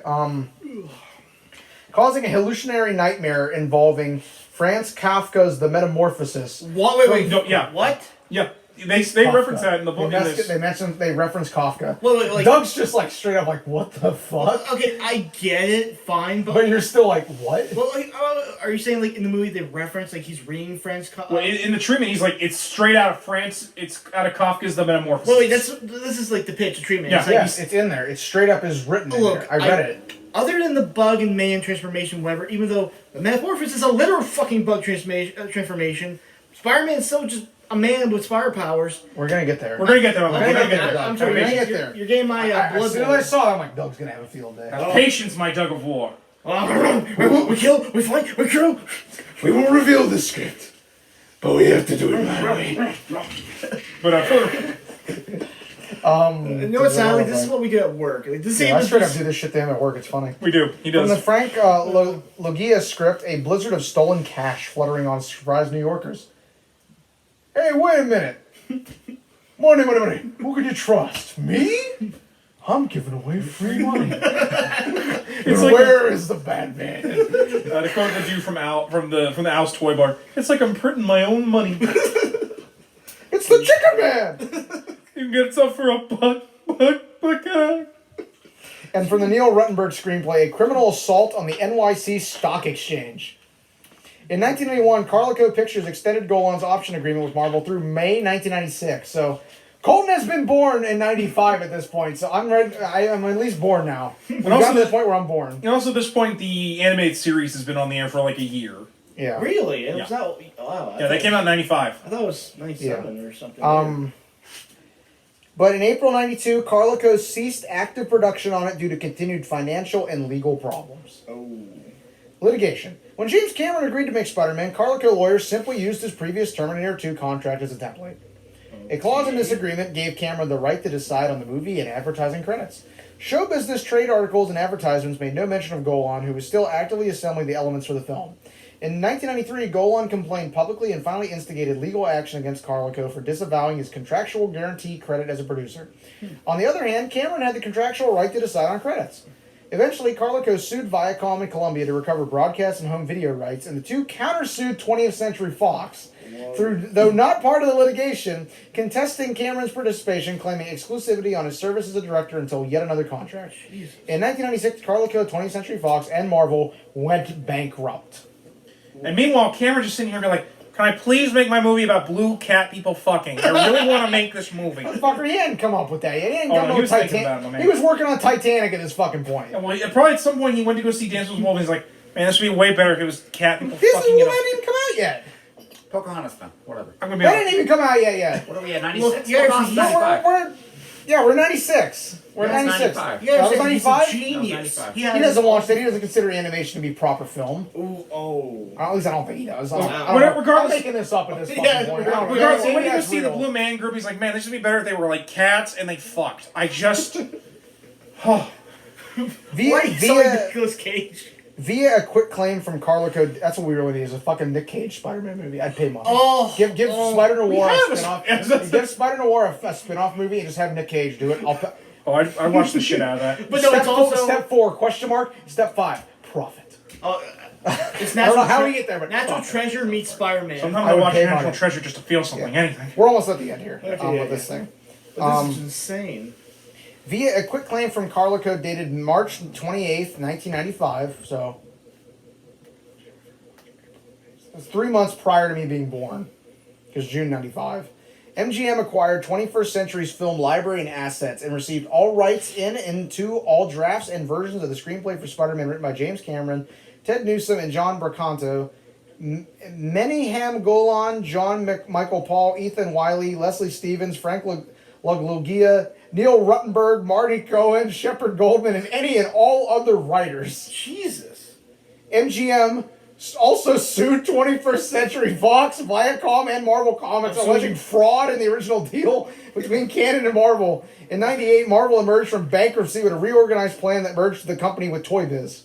The courts determined that the original contract of Marvel's rights to Golan had expired, returning the rights to Marvel, but the matter was not completely resolved.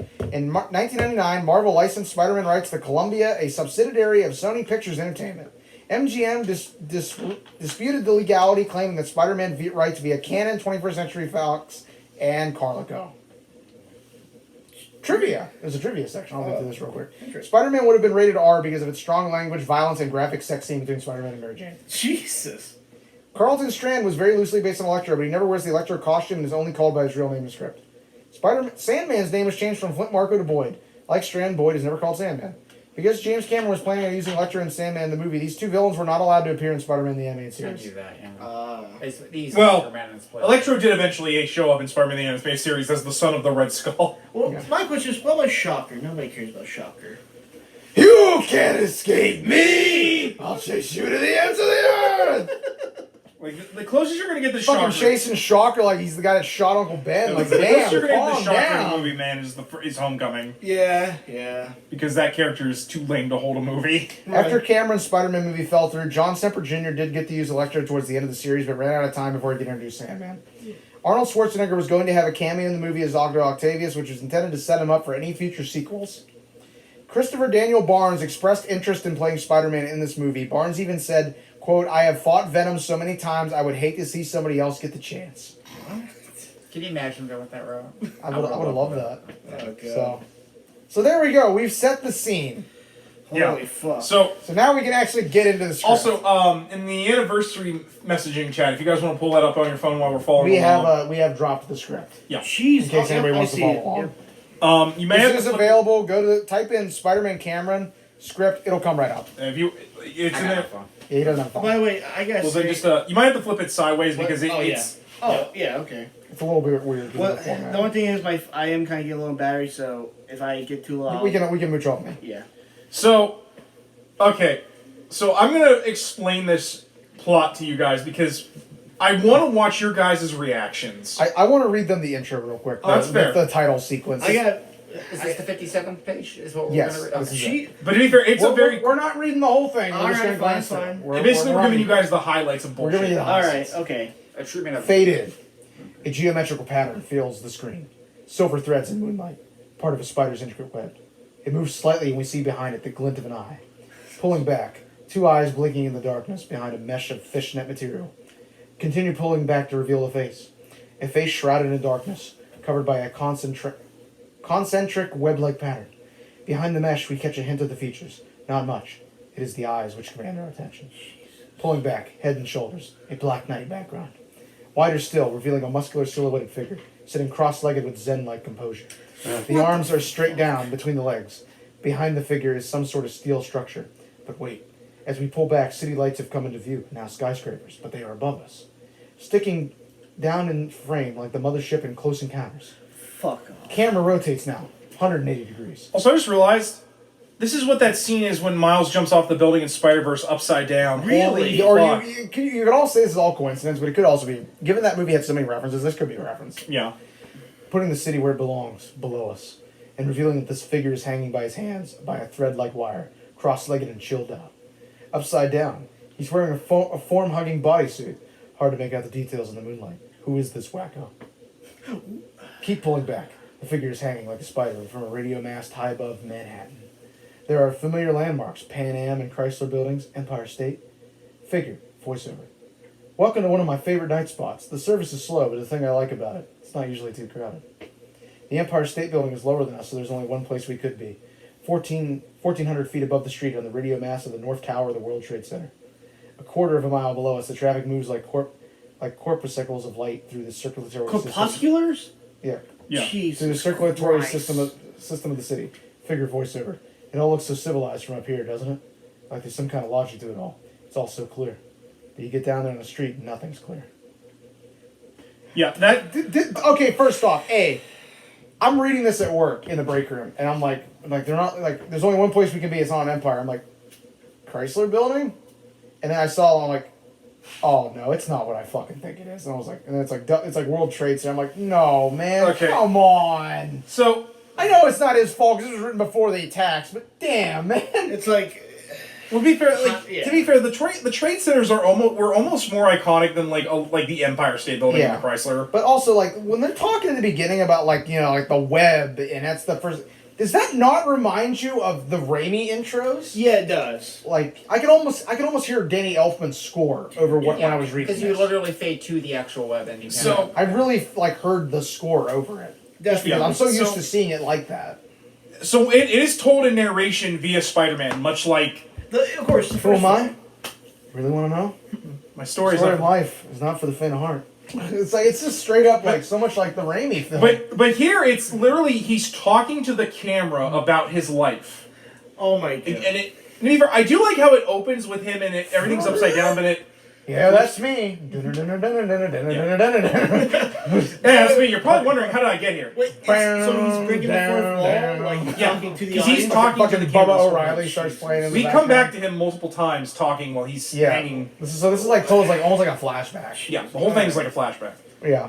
So basically, he here kind of sets up the basic themes of the film, which is like, because like there's multiple times where Cameron's like, this story is about Peter's is like a coming of age tale. It's about how Peter has to learn about like the primal urges Being and a all man. in being a man In the 1990s. in the 1990s. Yeah. Go ahead. Once you're done, I want to read this little bit more because this shit's funny. He's Yeah, running this the made me 90s. laugh. And basically, he talks about like that like this Peter is very like navel gazing. Right. And keep in mind, this is supposed to be Leonardo DiCaprio under the mask. Oh god. Just keep that in mind. I think now, if they were to bring him back as like a cameo, like I think he could really pull it off. DiCaprio definitely now. DiCaprio's a fucking fantastic Yeah, now actor. He I always love was. him. It's just I'm glad he finally got that fucking Oscar. Right. But exactly.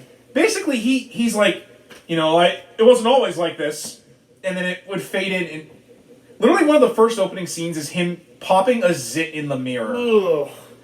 Aunt May's telling him he's gonna be late. Yeah, I mean, because I get it, they want to be like, oh, he's a loser. In the 90s, you had to really play that up. Right. He's a teenage, dirtbag. Fucking Next Loser starts playing in the background. But then you start to notice that there's a Yeah, lot of things that are really different because like clearly Cameron doesn't read comic books. Yeah. Like for I'm instance, shocked. For instance, the Parkers live in Flushing instead of Queens. Yeah, that's the whole thing about Queen. The others, they really want to talk about how his parents died in a plane accident. Oh, I wonder where that comes up again. Well, to be fair, that's straight up out of the comic. Okay, fine. But, like, still, That is straight up. Yeah. Like they even talk about how he feels like he has abandonment issues because he's like he knows deep down it's not his fault, but he's like if he just went to bed on time that one night, they might still be alive, but he doesn't think too hard about it because he's 17. Yeah. And like they talk about how like Aunt May and Uncle Ben are too old. They're too old to be raising a child, and like. And I know I'm not your father. And stop pretending to be. Which, for the record, he never brings up the great power comes great responsibility. Yeah, it's never once said, so Never once said. In the treatment? That's going to be our Yeah. first strike in why this thing sucks. Right. But no, there's a lot of weird, like So tally that in on the board back there. 'Cause- Reasons it sucks, reasons it's good. they have Electro and Sandman in this, but like I don't think he knew those characters. I think that's just coincidence that they're called Sandman and Electro. I think he probably knew the characters' names in passing and just fucking rolled with it. But Right, for the record, they never call him Electro in this. Like they do call Sandman a couple times, but like that's because like Yeah. what else would you call him? So, real quick. Okay, so we're going back to this. The street. Cabs and cops. People on the move. Humanity in all of its variegated glory. From stockbrokers to hookers, priests to junkies. A corner newsstand. Pushing in on a stack of Newsweek. Closing on the top one. The cover is a grainy, long lens, black and white shot like a UFO photo of a guy in tights apparently crawling up the side of a building. The headline reads, The Spider-Man! Hero or Vigilante? An arm wearing red spandex and a red glove drops down on the roof of the newsstand. The news guy whirls as the arm slaps $2 on the counter and grabs a Newsweek. The owner rushes out the door, looks on top of his kiosk. There's nothing there. He looks up, all around, nothing. He grins and holds his fists in the air. All right! I read that and I'm like, what the fuck is this? I don't get. I'm not. It's like Newsweek. I'm like, where's the bugle? Bugle, man. Right, exactly. That's a straight up fucking Bugle headline. Like, literally, when I read it, like, listen, that's why I threw the Jonah voice in there. Right, yeah. I read that, and I literally, when I first saw it, I read it as, like, Spider-Man, Hero or Menace, exclusive Daily Bugle. That's exactly. I think the reason they do that because eventually Peter's like, J. Jonah is in this. yeah. Well, then here the reason it's a Newsweek is because he's like, nobody understands, what I'm trying to do, and he rips it apart. And it is because it's a I'm not magazine. gonna read Time magazine because I got too much to lose by reading the truth. Okay, Bob. You know that. Well, it's also because like he wants to rip the magazine. It's to show how strong he is because like regular people, it would be hard to rip a magazine in half. Right. Because like it's a lot thicker. Motherfucker It's does like it like the straight up Superman like it's ripping a fucking phone paper. book. Yeah. Okay. It's like that. I thought it was gonna be him shooting fucking mini-me's out of his fucking fingers. So Jonah's in this. Yeah, he is in this. It's the Bugle. Very, very briefly, yes. The Bugle's in it, Jonah's in it. They're not really characters. They're in it, but we don't really get a whole lot of more like like a how cameo. he is in the Raimi films. He's not like that. It's like a cameo. He's almost like background. Right. But he- And so basically we'll move past the stuff about him going to school because I've already kind of brought it up. Yeah. Can I just say I fucking hate the writing of this. This is shit. Okay, I don't know if this was typical of the day. I'm not familiar with script writing, to be honest. Yeah. But just I mean, this writing- is basically how you write a script. I've done a couple of things. Yeah. Like Yeah. This is basically. But like a lot of script writers, they don't act like they don't get artsy like this. That's what I'm saying. Yeah. Crepuscular. Yeah. You know. I mean, sometimes they might like really detail like what we're looking at, but that's just because Yeah. they want to try and storyboard. What? Taxi drivers and junkies, priests and hookers. Like, we get it, you're trying to be, grimy and realistic. London Call. Oh, wrong fucking show. Sorry. Not the voice. Not the voice. treatment. But basically, Yeah, Peter exactly. goes to school, and Peter Parker, age 17. Peter's in the bathroom, popping his zit in the mirror. He puts on his glasses and checks his look in the mirror. Still the same. Nerdy. He doesn't care. Screw him. Okay, I'm like, the fuck? no, because this Peter's an asshole. He He acts really like, is. He isn't like a complete 'cause dickhead. he acts like he's smarter than everyone else because I mean He acts like is. Peter. He acts like Peter was to Flash in them after the bite in the original comics. Yeah, Okay. But like, there's no reason for him to act like this yeah. early this on. It's That's just, like- I guess it's like, oh, he's gonna be edgy. It's the '90s. Does he maintain this attitude His after ad- events? yes. back? Oh yeah, Yes. he is an asshole straight throughout this whole comic or this Yeah, whole. wait till we He's get to an the end when asshole. he's throwing shit at the villain. You're gonna die. I Yeah. promise you. But anyway, yeah, he goes to school, and we're introduced to the supporting cast. Obviously, we get Aunt May. They mention the parents die in a plane crash, like Adam said. He's got abandonment issues. They live. It actually is interesting that they mention that he was uprooted, moved from the only home he knew in Maryland.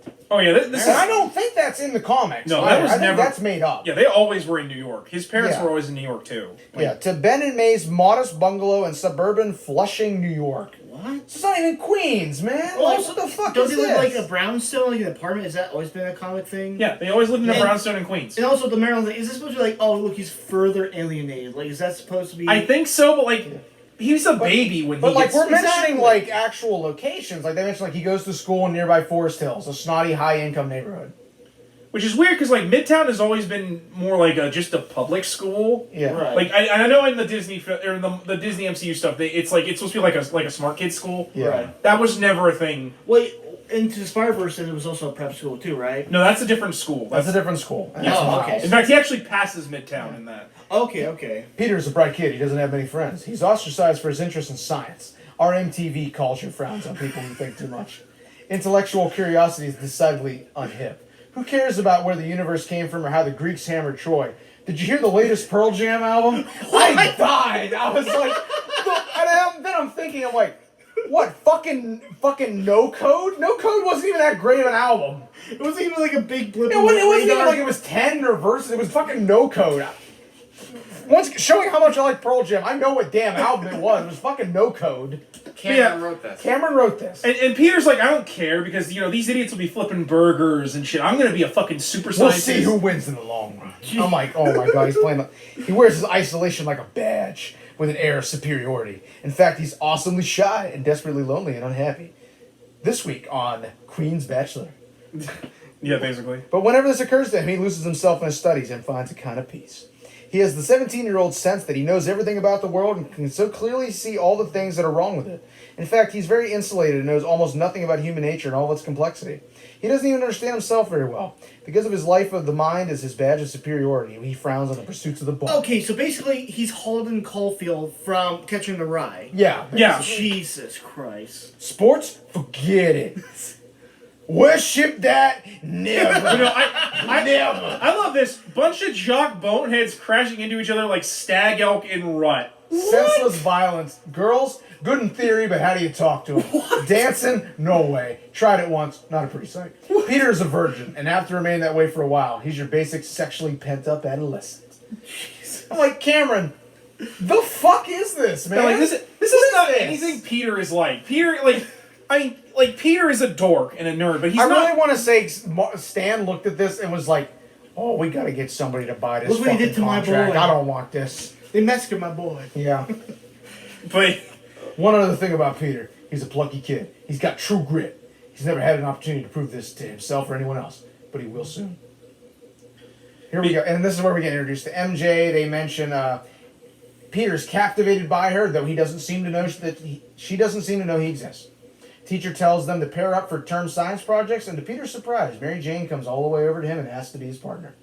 Mary Jane needs at least an A in the class or she won't graduate with a B average, and then her parents won't buy her a car like they promised. So she teams herself up with Peter the nerd. Mary Jane's girlfriends in the class exchange looks and smirks. Peter flushes with the sudden proximity of the girl he has watched from across the room all year.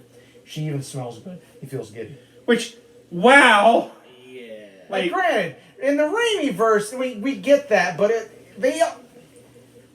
it's not MJ doesn't know he exists. It's just that he's the risky option, whereas Flash is the safe option. And if we go by the novelization, which is either canon or not canon, depending on your feelings, Peter has met Mary Jane's parents.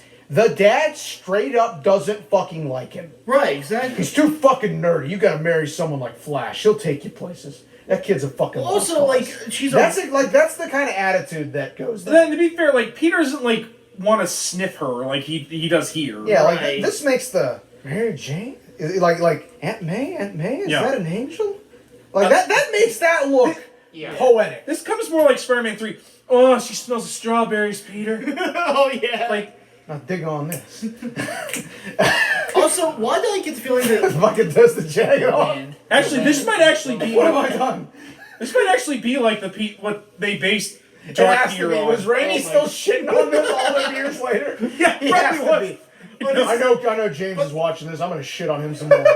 So while James is sitting there being like, Do they even like each other? I mean, they might not. they might actually, Oh, They might actually not they like might each not other. even care. The shadow, the I'm Cold sure Cameron War, doesn't give the a Cold shit. War of I don't Ultron. think But wait, can I just say one thing? Why do I feel like they're trying to make Mary Jane like Molly Ringwald's character in Breakfast of the That's really a lot of it. Yeah. I almost feel like they went with like the very Valley Girl stereotype that was Exactly. going on at the time, like with shows like Beverly Hills, Dawson's Creek was going to come out soon, Buffy was going to come out. So like that Valley Girl talk But that became Clueless. very, very popular. But at here's that something time. that's really weird. Is like towards the middle of this, they're like, but Mary Jane's actually really deep and like Oh yeah. She smart. comes from an abusive family, which they did carry over because that is just straight up comic. Like they That actually makes do sense. include all that stuff in there. Yeah, they include Okay, that okay. later on. We're gonna get there. All right, I But, just like, at the end of this, it turns out Mary Jane, they go to the same college, and Mary Jane actually is getting better grades than him because They go to different colleges. oh no, they do go to college. I'm sorry. Yeah, Mary Jane goes to med school. I'm pretty sure. yeah, 'cause she wants to be a doctor. I think. Yeah. is that comic accurate? No, it's not. She wants to be it's an not. actress. MJ didn't go to college until like the 80s when she was already an established model. Okay.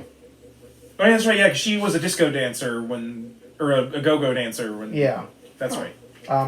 Peter, of course, knows he has no hope.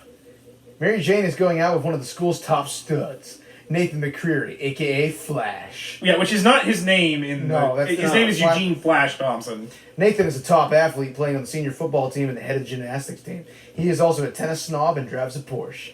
Peter hates him utterly on general principles. Peter takes the bus. His aunt and uncle don't have much money. Which, I I'm don't sorry. want to fight you, Flash. I don't want to fight me neither. Which I'm sorry. Like I know he's cool because he's a football team guy.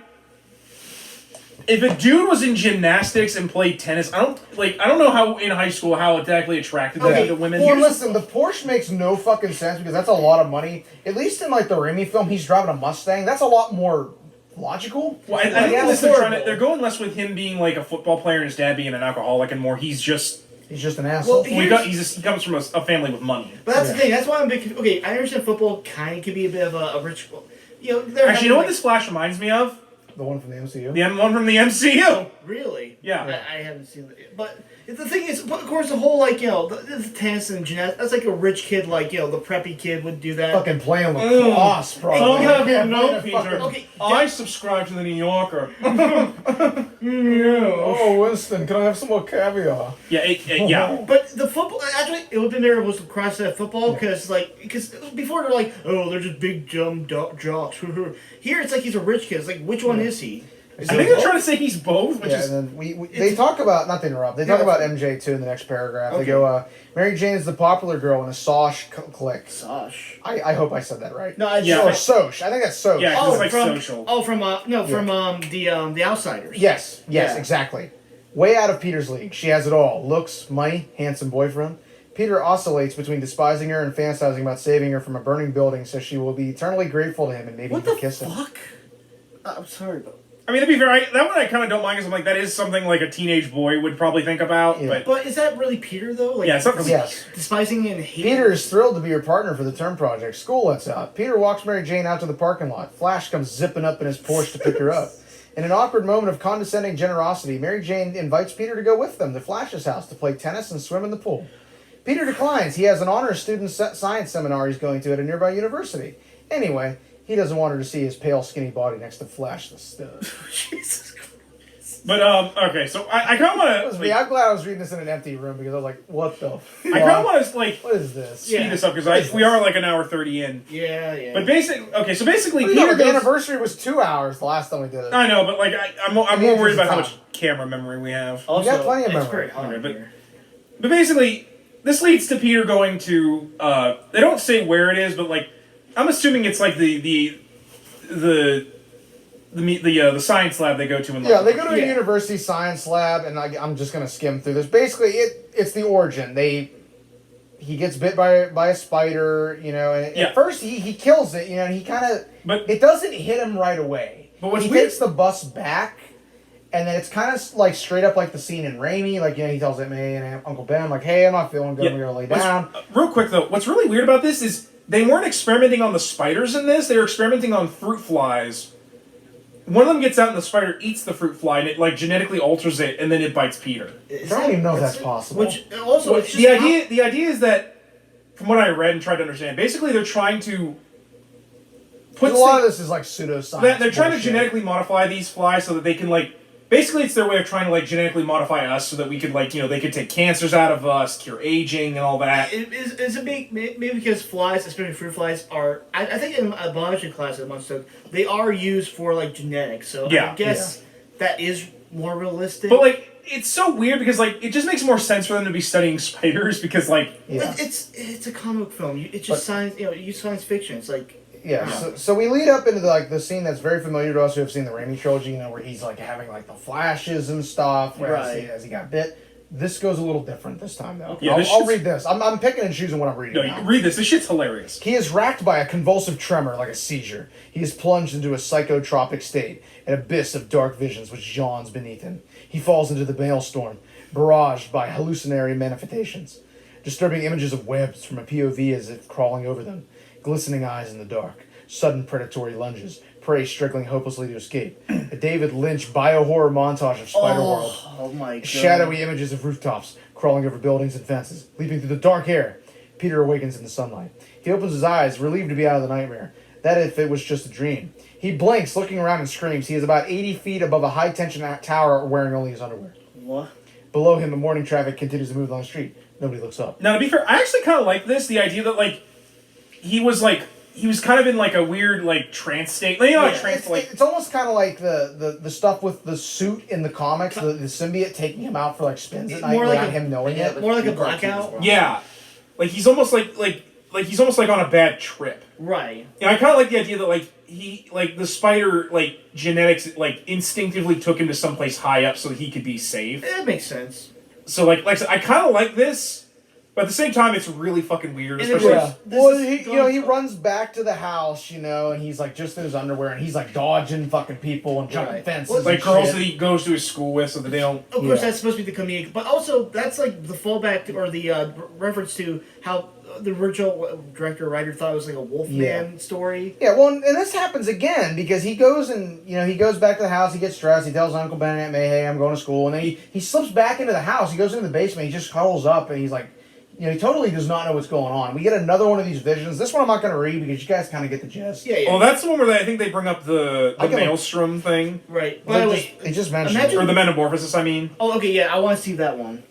That's no. that's not in this. Oh, That's not in that one. It's later on. Okay. Trust But me. no- Trust me. I'm looking for But it. no, seriously though, like the whole imagine David Lynch actually being part of and directing that scene. Like, I would love to actually see that. Yeah, but so we get the scene where with the glasses. Yeah. Yeah. And he totally rubs it off. He's like, "Wow, the poison from the spider cured my eyes. Cool." He's Yeah, not he's like, his nonchalant. wrists are hurting. He notices they hurt. And he doesn't know why. Yeah, it's right here. Wow, the poison cured his myopia. Cool. Yeah, so he goes to That's sleep just and he it. wakes up, and he has another one of these spider dreams. And this one, it's like, I'll read this one's quick. The spider dream comes again. This time, rather than a dark roaring horror of confusing, disjointed images, it is more refined.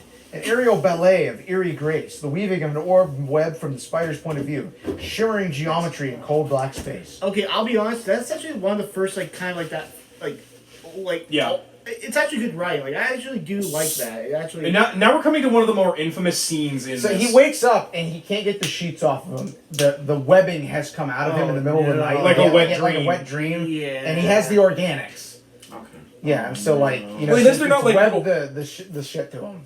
Only in this, the web organs are not like the little white patches that just shoot web. In this, they actually come out as little spinnerets. Okay.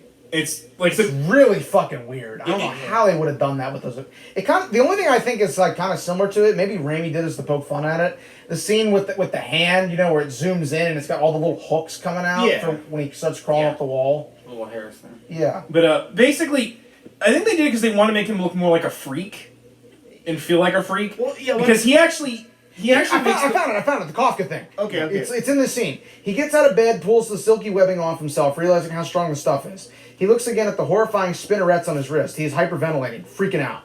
Like the guy in Kafka's Metamorphosis. He has woken up to Didn't find out he fucking was get the bugged. name of the character. Fuck him. Fuck this guy. Who wrote this? Yes, sorry. James I didn't mean to Cameron. interrupt. I was looking. I was like, James there Cameron, it but is. yeah. You know what? Fuck James Cameron. But I'm gonna say it James right Cameron. now. But they actually have him make web shooters.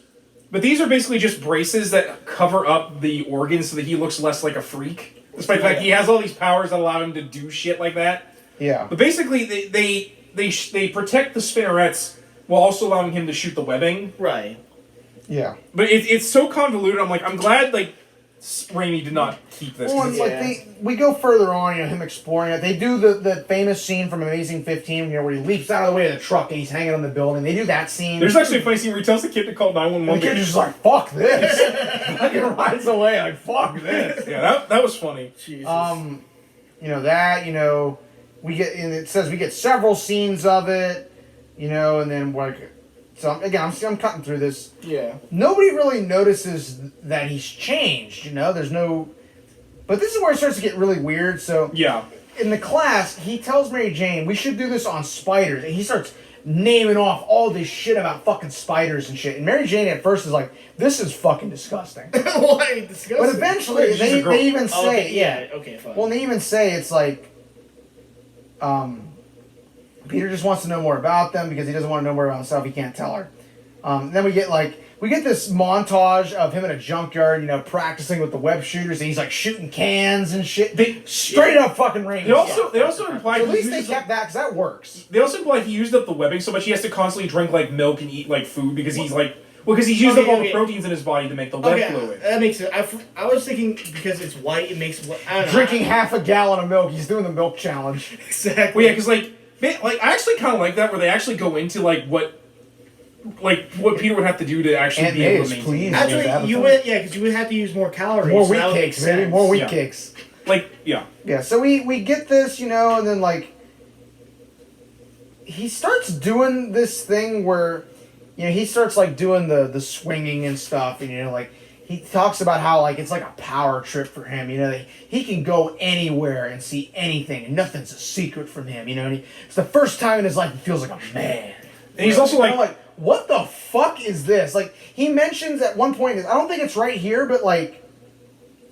He watches MJ when she's going to bed. You know, she's like taking her clothes off. Yeah, she's in like her panties and a shirt. Creepy as shit. Yeah. Like, okay, Yeah. I don't like this at all. This is dark. Like, you know, like it made. Like, granted, we had that scene in the original Raimi movie where, like, you know, after he's like, you know, the big change thing, you know, he looks over and he sees MJ, like, you know, like primming her hair and stuff. That's a little different than watching somebody taking their fucking clothes. Well, then it's a That's little less little creepy weird. because like they literally are like right next to each Yeah. other. Right. Also, I'm really curious because he's really descriptive about what's going on in Peter's head. Yeah. Was this meant to be a narration? Yeah, most Yes. likely Yeah. would be a Okay. narration. I will Right. forward you this too. Like, I might try to get a copy printed out, You and know, I could probably loan it to you. 'Cause I I want to know- get a copy and have it in a binder. Yeah. I already made this reference, but I really because I can't say because you told me this, you know, the development here. They didn't reference any of his works, but I swear it sounds like this is a lot of like Salinger's, like, you know, Catcher the Rye stuff. I found the MJ thing. He goes to Mary Jane's house, drops from the roof, and looks in her window. She turns off the light and, thinking she is unobserved, strips off her clothes.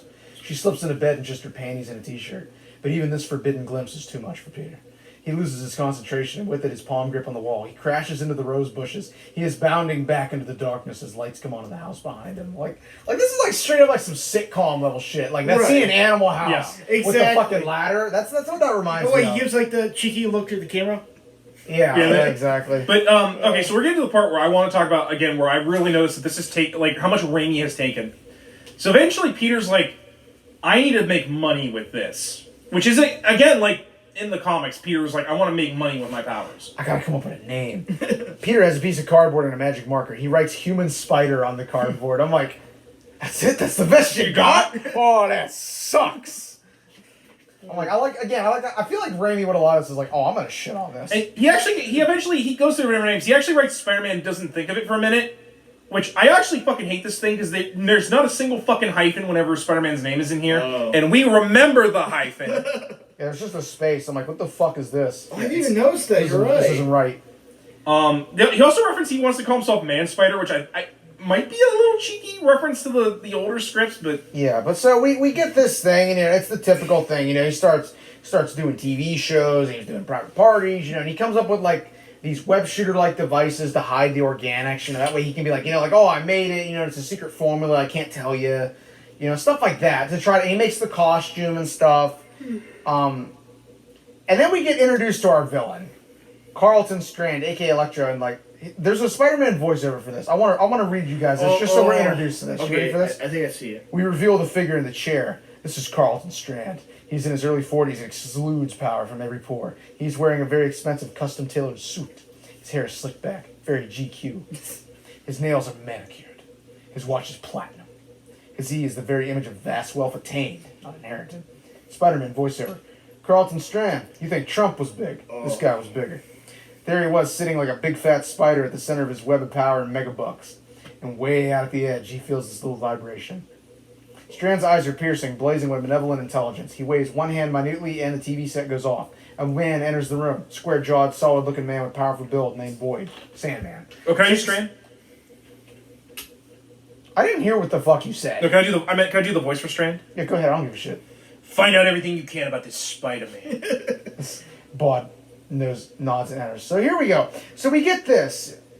You know, and Wait, it says body nods and it's supposed to be Boyd. I know, but there's it's a obviously- typo. I noticed some other typos in this Yeah. too. And then we cut back to, you know, him on top of the trade center, you know, doing this narration. It's like, here's how we're getting introduced to the villains, right? And it's like, for me, like, the way they introduce them, I'm like, this is very underwhelming. Yeah. Like, it's not, and like, it almost feels abrupt. Like, I like the way in the original Raimi film, they introduced Norman very gradually. You know, we and build up to it. And it's also interlaced with Spider-Man's story so that you get the idea that these two are... This feels like we just Like cut they're into something mirroring. else. Yeah.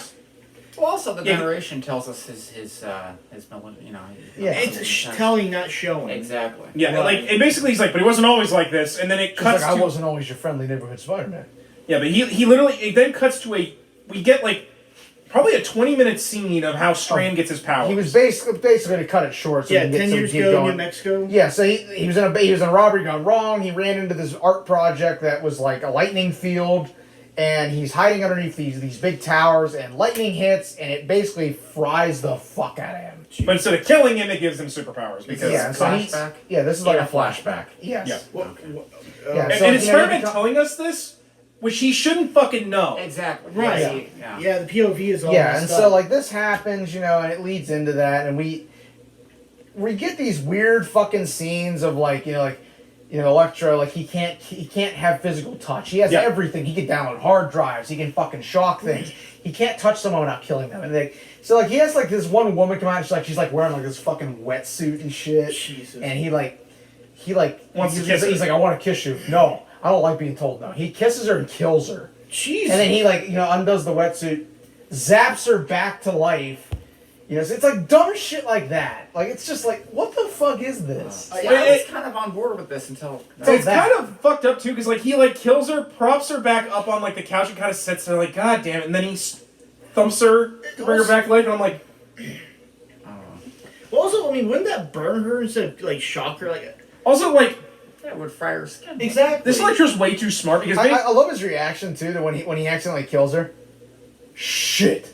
I'm like, just shit. Is this the R-rated stuff? Like this is worth pointing out. Shit. Yeah, but there's multiple times where they do really weird out of place shit with Strand. But basically his whole thing is he got super rich because basically he would steal a half a cent off bank transactions happening around the globe. It's straight up ripping off Spider-Man or Superman 3, where they steal a very minuscule amount of money that will not be able to be traced. Yeah. Except that it actually absolutely could be traced because there's. So wait, can I just see? I had see. Okay, is a conceptual art piece, a sculpture called the Lightning Field. Carl doesn't know this. He doesn't. He doesn't give a shit. He doesn't give a shit. I love it. Something's mentioned. He doesn't give a shit. But and so then we get some more scenes of Peter. He's still working his way out, making the money, and then we get this scene where Uncle Ben. And he sneaks back into the house, and Uncle Ben comes in. Especially because his grays are starting to slip because he's burning the candle at both ends, basically. Yeah. So Uncle Ben comes in and talks to him. He's like, I know I'm not very good at the father thing, Pete. You came into my life 20 years past my prime time, and I know you're wrestling with things now that I can't help you with very much. I was your age once. I know it's hard to imagine, and it was the most painful, confusing time of my whole life. I'm not going to pretend to have all the answers for you, but I want you to know that we're here for you, May and I. You can talk to us. If you're having problems, we'll understand. Peter watches his uncle fumbling for words. He notices Ben's hands are shaking. He's touched. But how can he tell them what's going on in his head? Being a teenager in the 90s is complex enough.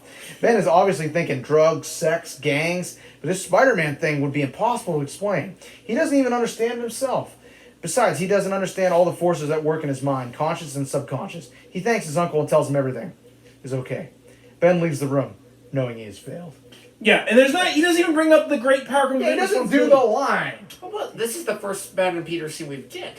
Yeah, this is the first Ben showed up at all. I think the idea is that we would see little snippets of Ben and Aunt May as he's changing, but so we get more of that here, and then it leads into Peter can't cash these checks they're getting, so he gives it to his agent, Who's but also the agent corrupt. the agent goes bankrupt, and he's like, hey, buzz the fuck off, I don't have nothing. If you want to report theft, go ahead. I'm sure the cops will love to do it after you give him some ID. So Peter leaves. The guy gets fucking robbed.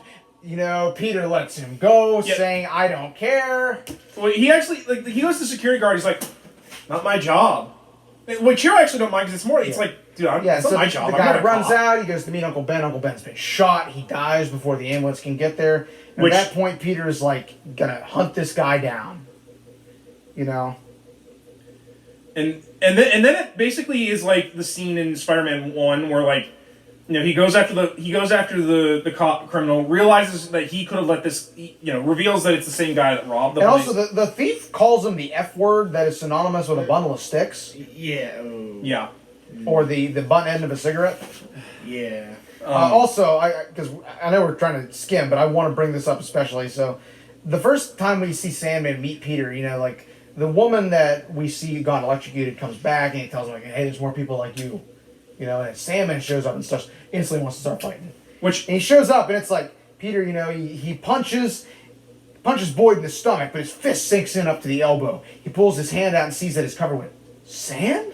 Wait, Huh? Peter's Enter Sandman. They're fighting already.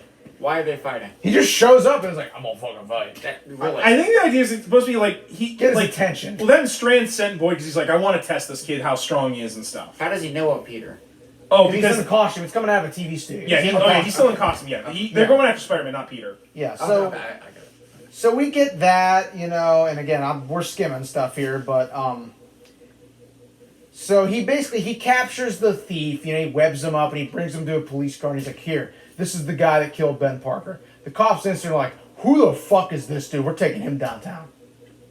And they start shooting. I'm taking you in. Yeah. I'll be here when you get back. And so Peter leaves, and then we get a montage of him, doing the Spider-Man thing. He breaks the handcuffs, and then that night, a local TV station owned by J. Jonah Jameson runs a story on the evening news that 2 cops were assaulted by the mysterious character known as Spider-Man. He owns a TV station. Okay. I think Thus begins Spider-Man's feud with the There's cops that and Jameson, his difference, media nemesis. Yeah. This can be developed over ensuing scenes as Peter accepts the mantle of crime fighter. Yeah, so I think they went with the newsman because at this point, print's not really like a big thing. I mean, Yeah. they touched on that in the Raimi trilogy too. That newspapers are going out of style. that- we're losing money. Well, that was also the advent of digital CNN, age. Yeah. 24 hours. Well, and also in the animated series, Jameson owned both a newspaper and a TV station. Yeah. He was a media mogul. This is a lot of plot. Yeah, so we get this shit and like we're halfway through. We're getting there. But so we get these shots of Peter slowly realizing I can use these powers to help people, and get justice, the way my uncle couldn't get justice. Jonah is just like, well, this kind of stuff, there's people that appreciate it, there's people that got fear. Fear sells fucking ratings. I'm down for this. I'm gonna fearmonger this. Straight up J. Jonah Jameson tactics. But the neighborhood people, the regular people love He's it. one of us. He protects the people. There's a part where basically these 2 kids of African American descent are like, Spider-Man ain't no white dude. He too Listen, he got down. moves, man. He gotta be a brother. And then And then the one guy's like, no, man, listen, he's straight up Italian. and then The Hispanics think he's them, white people think he's them, the gays think he's one of theirs. That's really interesting. Showing that No one's ever he's touched one him of on us. He protects the people. Somewhere in New York. He stinks, and I don't like him. Wait, that's actually in here? No, it's not. I wish it was. God damn it. But and while this is all going on, we get some scenes of Peter's other life outside the costume. Like him and Mary Jane start getting kind of close. Yeah, he follows MJ the one time, and she gets accosted by some punks. They grab her and drag her down into an abandoned junkyard. He shows up as Spider-Man, rescues her, very much like the scene in Raimi 1 with Except- the alleyway. What Peter says to the criminals after he beats the shit out of them is fucked up. If you worthless chunks of vomit show your faces around here again, I'll decorate my Christmas tree with your intestines. Got it? Jesus. Like the comics. To be fair, Peter doesn't really talk. Peter's never threatened to decorate somebody's fucking tree. Yeah, I know, with their that's- intestines. It sounds Yeah. like he was influenced by a little bit of the '89 Batman. Yeah, and so he rescues MJ. They have their first kiss. The mask is still obviously on. So They actually she doesn't kiss know through who the he is. mask, Yeah, which they is really kinda weird. I feel like that wouldn't have worked, but and so after that, Peter goes to finally meet this Strand guy. It was supposed because And Aunt we- May is getting medical bills and stuff. She's, Bills are piling up. Gotta get some money. Well, Strand starts monologuing about how join me. Think of what we could create, what we could destroy. He just straight up does the Raimi Goblin. He Also straight during up this- does it, but it's worse. Also during this, he gives the whole backstory to Boyd. We're not going to go into it. It's Yeah, stupid I and got pointless. that. Fucking dumb. Yeah. But and this is a huge scene, and finally he comes on. They mentioned he comes on too heavy, and Peter's like, "You're a criminal. If you're a criminal, I can't be teamed up with you." Straight up, that's the reasoning. Which I'm like, it's very Peter Parker-ish, but I don't know if it kind of works in a movie setting. Well, the other thing is Strand is really fucking weird. He talks about how survival of the fittest and all this bullshit about And when social Peter refuses Darwinism. to join him, he goes to Jameson and is like, "Okay, I'm going to pay you money. You're going to start fucking ramping up this Spider-Man smear campaign. Here's Turn what the you city will do. against him." You'll fixate on Spider-Man. You'll devote every program solely to him. You will not rest until the psychopath is arrested and his identity is revealed. His menace to the public. Trust me, your ratings will soar. Because for the record, this guy's supposed to be like Trump. He even states it in the... Yeah, you think Trump is big, yeah, so it's definitely that, personality. Worst Avenger ever. Here you go. Yeah. But yeah, so we get that, and the whole time, like, you know, like they have a couple fights. It's mentioned that, you know, Spider-Man's become so popular, the costume is available in a special store. He actually loses his costume at one point. Yeah, it gets destroyed. It gets shredded. And it gets shredded. And he buys a costume. They even have his size. Peter shrugs and buys it. What the heck? It's made better than his old one. In an alternate universe, he goes up to the cash register. He's like, "Well, I don't know if it'll fit. It all fits eventually." Yeah. There's like the scene of he's got the flu and he's throwing up on a fire escape, and like this kid's like, "Yo, man, hey, the flu's going around. Who you talking to? Spidey got the flu, mama. He's puking on the fire escape. Well, you tell him to Spidey his ass over to the next building and throw up there. Shit, it's bad enough with the winos in the neighborhood." What the fuck? I mean, because it wants to, you know, this is what the common people are like. Yeah, I get it, but it's supposed to be like he's disheartened. You know, he's having a crisis of faith, all this kind of shit. And we go back to, you know, Aunt May doesn't have the money, needs the operation. So Peter thinks about. He busts up some drug deals. He thinks about taking the money. Yeah. He thinks about it. You know, we get this like sequence where, like, you know, he thinks about it. And then the next day, it's a scene of him swinging over this part of New York with the bag upside down, dropping the money on the people, giving it back to the community. Which I kind of like, but I'm also like, this is kind of dumb. Well, also, like, that's evidence. Like, those crackheads are just gonna, like, walk the street again because, like, there's no evidence to say that they were doing crack. Or, like, selling crack. I mean, that's pretty much asking for a Robot Chicken sketch there. Yeah. So, and then we get the conflict. So this is going on, you know, and MJ's doing a TV interview where she's like, she's introduced as a local high school girl who actually met and talked to Spider-Man. She has come forward, she says, because she is outraged by the beating he is taking in the media. Spider-Man saved her, she says, and he is kind, gentle man. He is a hero, and we should be thankful he is here. Strand, you know, obviously see, like, okay, I'm going after this bitch right here. But before all that, we get her. She knows something. Before all that, we get to the romantic interlude where Mary Jane goes back to the place she met Spidey for the first time. Yeah, and they have a kiss, and then they go to the top of the Brooklyn Bridge, and I'm not going to read all of it because it's really dumb, but he starts naming all of this, like, stuff, like, you know, like, oh, when the male spider and the female spider, you know, have stuff, you know, it goes like this, and he fucking webs her wrist to the beam behind her, and, like, you know, he tells her, like, you know, like, close your eyes. He takes the mask off, and they end up having sex. She never opens her eyes the entire time. Yeah. So that way she doesn't know who he is. And then the next day, like, you know, she's at school, and, you know, she's, like, letting, like, this, like, spider for the class, like, crawl up her arm and stuff. It's fucking really fucking weird, and I don't think anybody would have thought that was a good fucking idea to film. But I'm also like, if you're having sex with somebody, you want to know what they fucking look like. Wait, can I just say something? I want to read this one line. The male spider, this is what Peter says, Spider-Man, the male spider may circle the female or wave his front legs to signal that he's not prey. It's like, that's what you really want to say when you're having sex with a stranger? It's like... Because, like, he's setting up for the bondage thing he does to her with the webbing. But it's like this whole thing of prey and Since predator. the female can break free at any time, the bonds have only symbolic significance. People think Mary Batman's Jane, the male must be very bold to take such liberties with the predatory female. Spider-Man, yes, he's very bold, but he must also trust her. He moves very close. Close your eyes. He removes his mask and kisses her. Their mouths very slowly and very sensuously devour each other. Peter and MJ are locked together. He is mesmerizing, gentle, powerful. He pushes up her skirt. They make love, high above the world. She doesn't look.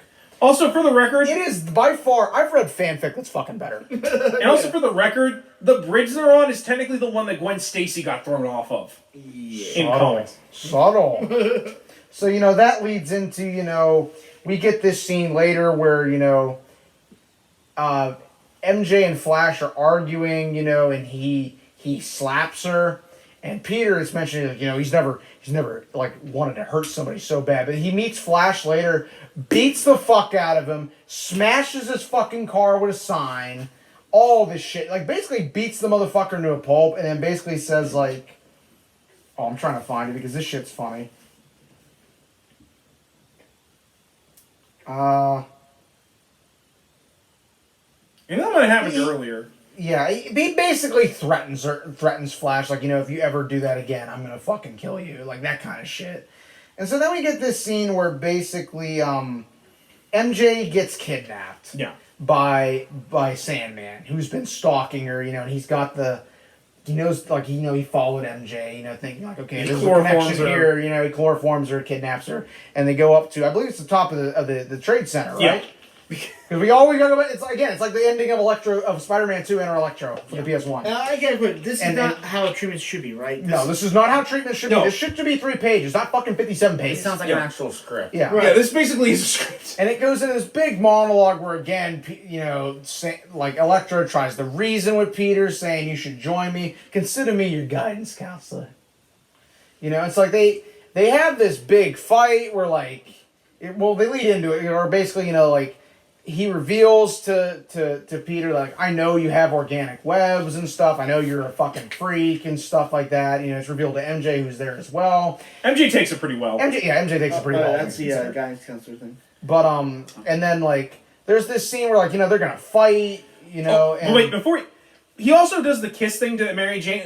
They also show he kills his girlfriend, the Strand. Oh, really? He starts kissing MJ with electricity and makes her like dance and and then kills her, brings her back to life, does it again. Like it's fucking really dumb. Why do you keep thinking that?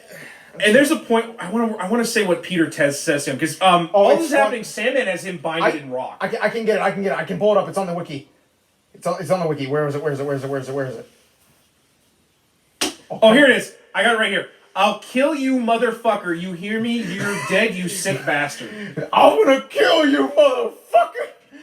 Or to quote Superboy Prime, I'll kill you. I'll kill you to death.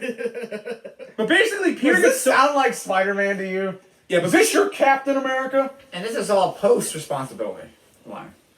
Also, I love Strand when he's doing this to MJ. I think there's real electricity between us, don't you? Boo! But basically, Peter gets so angry he rips Sandman apart, despite being made of stone. He literally rips him to pieces. Jesus. Yeah, so they have this big fight. And it's actually a really cool fight. Yeah, we're not going to go into all of it. It's really, really well done. And they even say, like, hey, like, I don't have this all finished and stuff, but, like, here's some ideas I'm thinking about, like, visuals and stuff.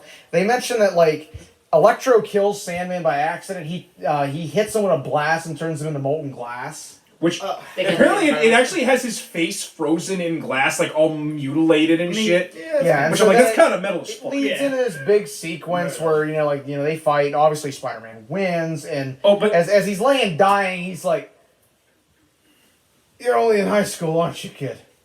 I graduate next week." Incredible. Dies. To be fair, I actually like that scene because like that was probably the most well written this guy was in the whole. Especially because he's not like pissed or like, oh, I lost to it. Like, he's just like, I lost to a teenager. You're young, man. You got a good face. You got that suit, always helping people. I always thought you were going to be. There's also a scene I love where Peter gets MJ to like an elevator to get her away, and she goes. Gotta be a black Spider-Man something. And she goes. Mary Jane before she leaves to get away because he's like, you need to get out of here. You won't be safe here. I can't. She goes, I love you, and Spider-Man goes, cool. Yeah, cool. Right there. But I kind of like that because like, for me, I'd be like, all right. This is not the time. No, it's more like Peter's like a teenager, like kind of like.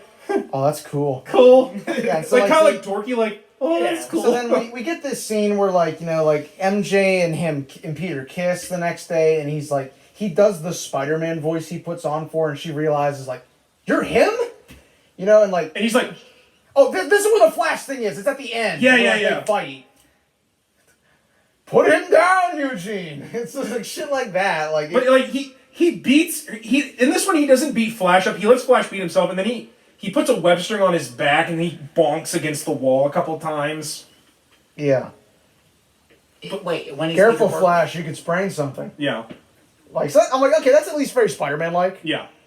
But so we get that, and then we cut back to the Spider-Man again talking. Mary Jane and I got accepted to different colleges. Wouldn't you know it? But we see each other every weekend. Her grades are better than mine, but I blame it on the heavy hours. It's not easy being your friendly neighborhood Spider-Man. It takes it out of you. Well, it's a school night. Gotta fly. Be good. He pushes off in the mask, swinging into an arc over the edge of the roof. Paying out web line, he drops like an express elevator down towards the street below. Tilting down to follow, he becomes a black dot above the sea of lights. A tiny spider going home. The end. So that was the James Cameron treatment. I know we glossed over stuff, but like a lot of that is just like, hey, this is how this scene will look. This is the visual effects I'm thinking. Thoughts? Okay, can I just say, okay, I understand with the Raimi films, with the Amazing Spider-Man films, with the MCU, I imagine, at least No Way Home. I understand, yes, spider puns, themes, imagery, fine. To me, okay, does anybody else think this is way trying too hard to hammer the head? Yes, spiders, using, Yeah, it very much feels to me like this was Cameron. It had the name, and he had some very basic pop culture knowledge of who the fuck this character was. Exactly. But he didn't do his research. Well, Whereas, someone like Raimi, knew the character and Yeah. knew the stories. Because, I argue he didn't know who Sandman or Electro was. He just simply gave them powers. Right. Maybe Sandman because, someone in the studio was like, hey, there's this guy that can turn himself into sand called the Sandman. He's like, alright, that's all I need to know. Yeah, But what you want to know is, that's all I need to know. But he has a comic book story, don't care. Don't care. I'm pretty sure this version of Electro is the one from the Ultimate Universe. I definitely think a lot of that was based on that. Because Ultimate Electro wears a suit and he's and that he's a mutant where he's constantly just made of electricity, but Yeah, I definitely think there was probably I can see where a lot of stuff got inspiration from this over the years. Right.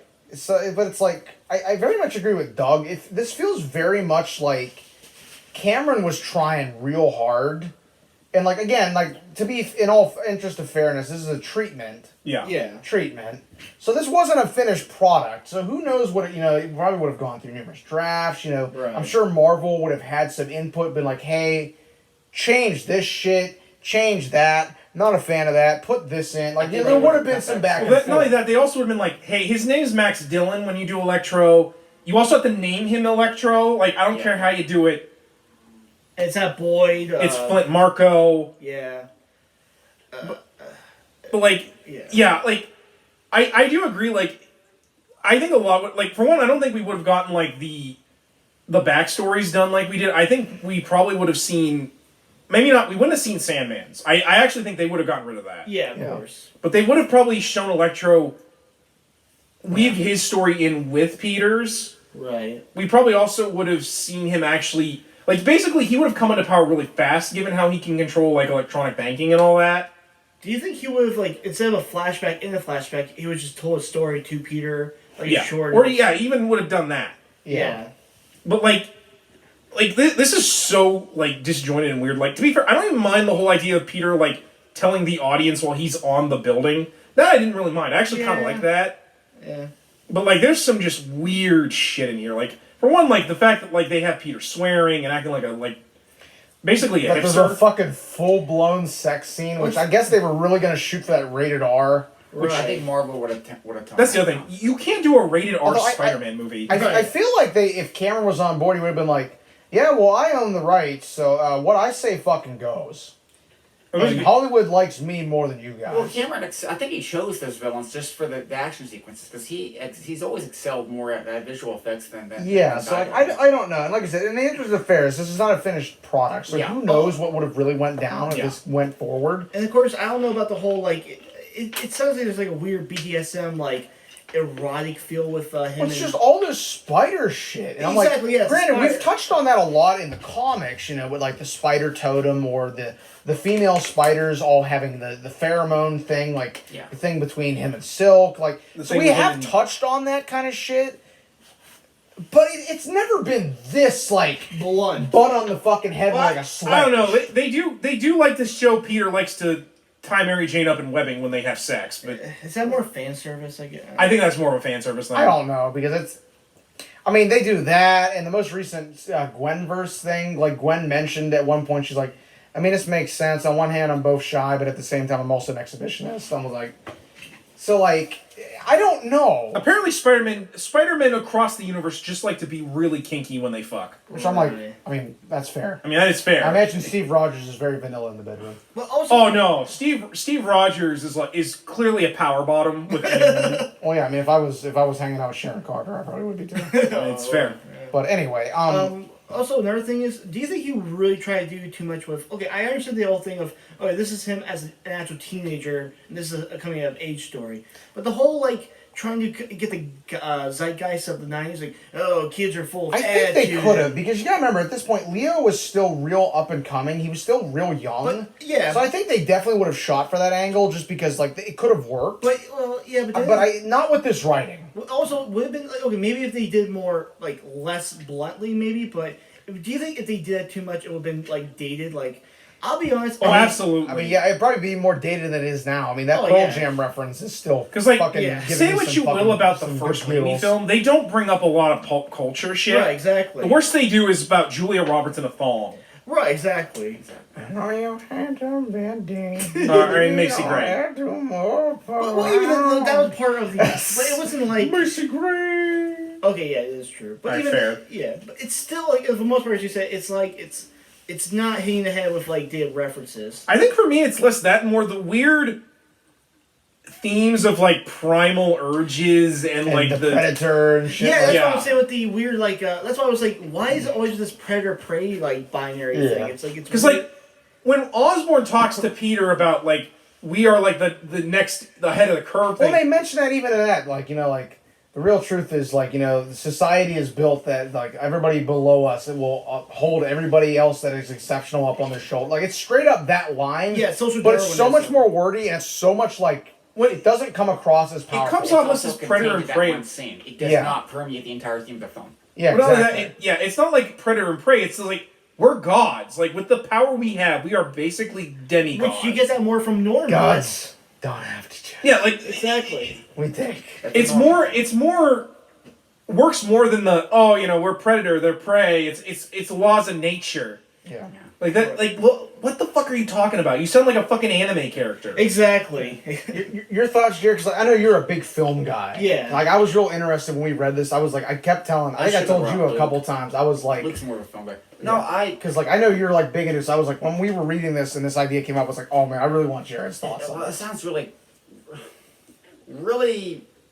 clunky. There's like a lot of information. You could have streamlined certain things. The fruit flies was a good example. You could have just made the spiders cut the flies entirely. That's one of the things I think they. Cut, Yeah, cut the exactly. fat, basically. Yes, trim the fat, and I think the web shooters also you could have cut those because they didn't. Weren't they just more cosmetics to cover? Yeah. Some, they weren't really practical. Well, because they wanted to really play on the freak thing for the climax of the film, but like Yeah. that's so. I minor. argue you didn't Yeah. need to. But the Raimi films didn't do that. We Yeah. had the organics, and they Yeah. they didn't do that. can't do We had that both. one scene with the tray, and that was it. That That's was about enough. But it does interesting things. I like how they kept the narration not just at the tail end in the beginning. You actually had, didn't you have them in the middle a little bit? If I remember Yeah. correctly? The voiceover? Yeah. Yeah, it's all throughout the movie. Yeah. Yeah, I like that. That's something Raimi just kind of left at the beginning and the end. The way it Yeah. opens is good. Peter doesn't really go through a big arc.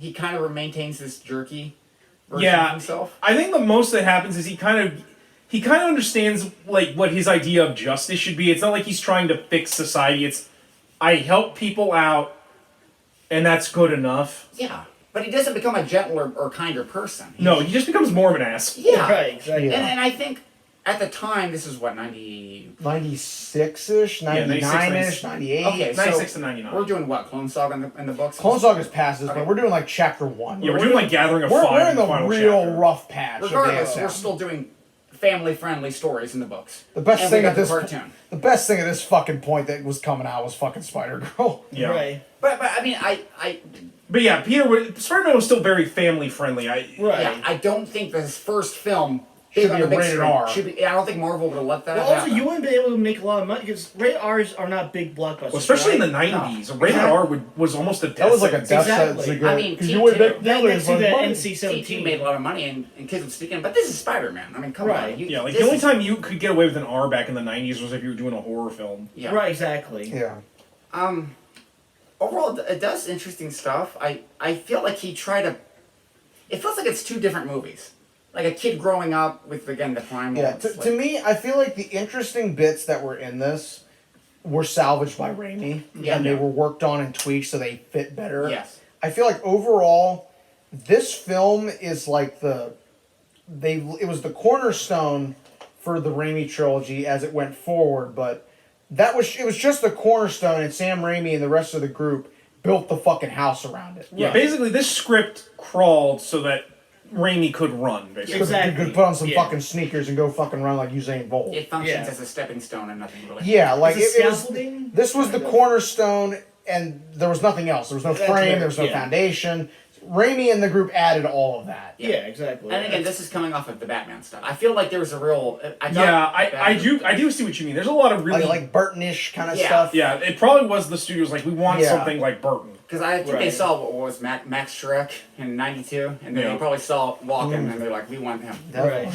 But I would have liked to have seen the character in the role though. Also, I know you said it's kind Like I of said, I would like to have seen Leo in this role. I Yeah, wish I they think would so. bring him back Yeah. for something. Even like, fuck, put him in Across the Spider-Verse. Yeah, Like, dude, do yeah. it. 'Cause he's coming off of what, That'd be Romeo and fucking Juliet? great. Yeah, that'd Yeah, be exactly. great. But I I'm sure do they think would do. Him and Toby are fucking friends. Yeah. I'm sure they'd be down yeah. for it. I do think if they were to fix the if this, I think somewhere along the line someone would have been like, why don't we use the Green Goblin instead of Electro? right. Establish him as a rich Or wealthy why don't guy. we use Doc Ock or Yeah, like or do Venom? Like they would be like, let's go for an A-list. Yeah, because at the exactly. time, Let's Venom was let's still- grab them and then we can maybe sprinkle some stuff in here there. because like especially because it doesn't also play into the whole predator prey thing because they're elementals. They're Right. beings beyond predator and prey. They are gods. Right. We are Like you want Eternals. someone who can like We were sitting here 50 million years ago to protect against the evil. I mean, once again, sorry for my ignorance of the Spider-Man lore, but like, would something like the Rhino or Vulture maybe? Yeah, be- some- even then they would have been better than just making something up. right. Yeah. And actually, I want to ask Jerry, and of course you guys, if you know anything. So, what is the purpose of this treatment? If the treatment is supposed to be like 3 pages, why did Cameron, in your opinion, do this? He had an idea and he probably just put it all down on paper. also at this point James Cameron is very He's A-list. Yeah, he He's can- somebody you want. he can do Hollywood's coveting him for anything. So he felt like he could direct a fucking porno and they'd fucking fund the shit. yeah they like that is straight up yeah. You would say that's exactly He's the hot talent. Well, I think also he's the kind of guy who just he's a visionary. And Right. He has all kinds of ideas, and he I don't think he can contain the amount of ideas he has for a film cannot be contained. He's just very in pages. expansive. I've seen I've Avatar. I don't that. know how much I'd get. And I imagine Yeah, I've seen This is Avatar. '90s. This is '90s Cameron. I fair. I've seen fair. Titanic. I've seen Titanic, and that's a good film, so I'll let him go. Yeah. I think I'm gonna let that one I slide. mean, I do respect the ambition of this film, but it's too ambitious. Well, It yeah, is, and yeah. also it seems This is like George Lucas episode 1. I might have been a Maybe bit, Might ambitious have in been a places. little bit too ambitious. but also it doesn't seem it respects the source material as much as it should. No. So No. that No. there is definitely an issue. But at the same time, that was also par for the course because a lot of Marvel stuff. I would Yeah. almost argue at this point the most faithful Marvel movie they'd had was Howard the Duck. Which, Yeah. what a statement! The most Howard, the most Howard is the most comic accurate movie we had. Jesus. Also, I gotta say That or either '90s Cat because the less said about that movie. we talked about this before camera was on, but it's so weird how now 2022 DC Marvel are like the opposite. Yeah, because at this point, yeah. Because DC Marvel's was- flourishing now. Hell, the only competition DC had in the '90s was Spawn. And Spawn sucks ass. Yeah, that movie is terrible. But now look at them. Now, DC, Marvel just announced their face. And they're never gonna make another Spawn movie. What the fuck? Ever. Oh, is that you heard? It's gonna come out? Is there a poster? Is there a date? I there a don't trailer? fucking care. Isn't Cody a fan of Spawn? Don't care. I don't fucking care. Spawn is just edgy garbage. That's all And it don't- is. It always has been. And don't you tell me they're making a Youngblood movie. That's never gonna fucking happen either. Who wants a Youngblood movie? Anyway. All right. In the interest of time, let's go to ratings. As usual, out of 10, I'm gonna give it 5 web shooters out of 10. I think it's ambitious to a fault. It has some interesting ideas in it, but I feel like those interesting ideas were done way better by Sam Raimi. I'm gonna give this 6 web stain sheets out of 10. I only give it a point more because I do love some of the visual ideas in this and just imagining the spectacle that Cameron would have brought to this film. Yeah. But this is way too rough. It needed some This paring needed down. some polish. Yeah, it's way too overambitious for what it was doing. Doug? Okay, I want to put an asterisk on my rating because I think you guys know about our script writing than I do. I never took a script writing class or research to it. Part of me, maybe because once again I come from whether it be literary fiction or creative nonfiction. I'm just not the biggest fan of the style. Like some of the writing is great, like in terms of like the language and the imagery. The story has an interesting There's a lot of good things part of the story, but as a whole, as Jared, it's clunky, it's messy, it doesn't mesh well. I want to either say 4 out of 10 or 5 out of 10. Like, here's the thing, I would say 5 out of 10 if it was okay, but I feel like there's just too many holes for that. I would just say with an asterisk 4 out of 10. A lot of great potential, good ambition, but definitely needs to scale it down, really focus on what it wants to tell, and of course just be more comic accurate. So that's my thing. Brilliant but lazy. Exactly. You, Jared? Yeah, 5. For similar reasons. It doesn't understand the Spider-Man character. That's a big flaw in itself. Yeah. It just doesn't feel like Peter Parker. Which again, I'm the kind of guy who I can excuse deviating from the comic if it's a good movie. If it's a good movie. Well, I mean, it's like The Boys. It deviates from the comics, but The point that Mark Millar fucking hates it. Yeah. Well, yeah, so that's a good thing, But I mean, it's Cameron, so I think we would have gotten an entertaining movie. We would have gotten a visually, like you said, spectacle. It would have been. It could have been a good movie visually, but it could have been a bad. At the same time, it probably would have been a bad Spider-Man movie. Yeah, and we all know movies like that where it looks great, but at the same time, a lot of the faults fall within the character. Right. Yeah. Like Avatar. I agree with that, but hey, it looks good. Yeah, exactly. Pandora effect. All right, guys, that was the 3-year anniversary special. Right. Thank you all for tuning in. I hope you were entertained by us reading through. That was a script. Yeah. That was a script. That's all I'll say. That was a script. If you want to read it yourself, It's just type in James Cameron Spider-Man on Google. It's on a couple different I actually websites. want to read this myself, actually, either tonight or tomorrow. I actually do want to read the whole thing. Yeah, I can link it to you. Yeah. I actually put it in the so I'll just look group, through so there. it's there if Yeah. you want to look for it. But it is read. Yeah. And don't think we're done just because we did this. We got plenty more ideas.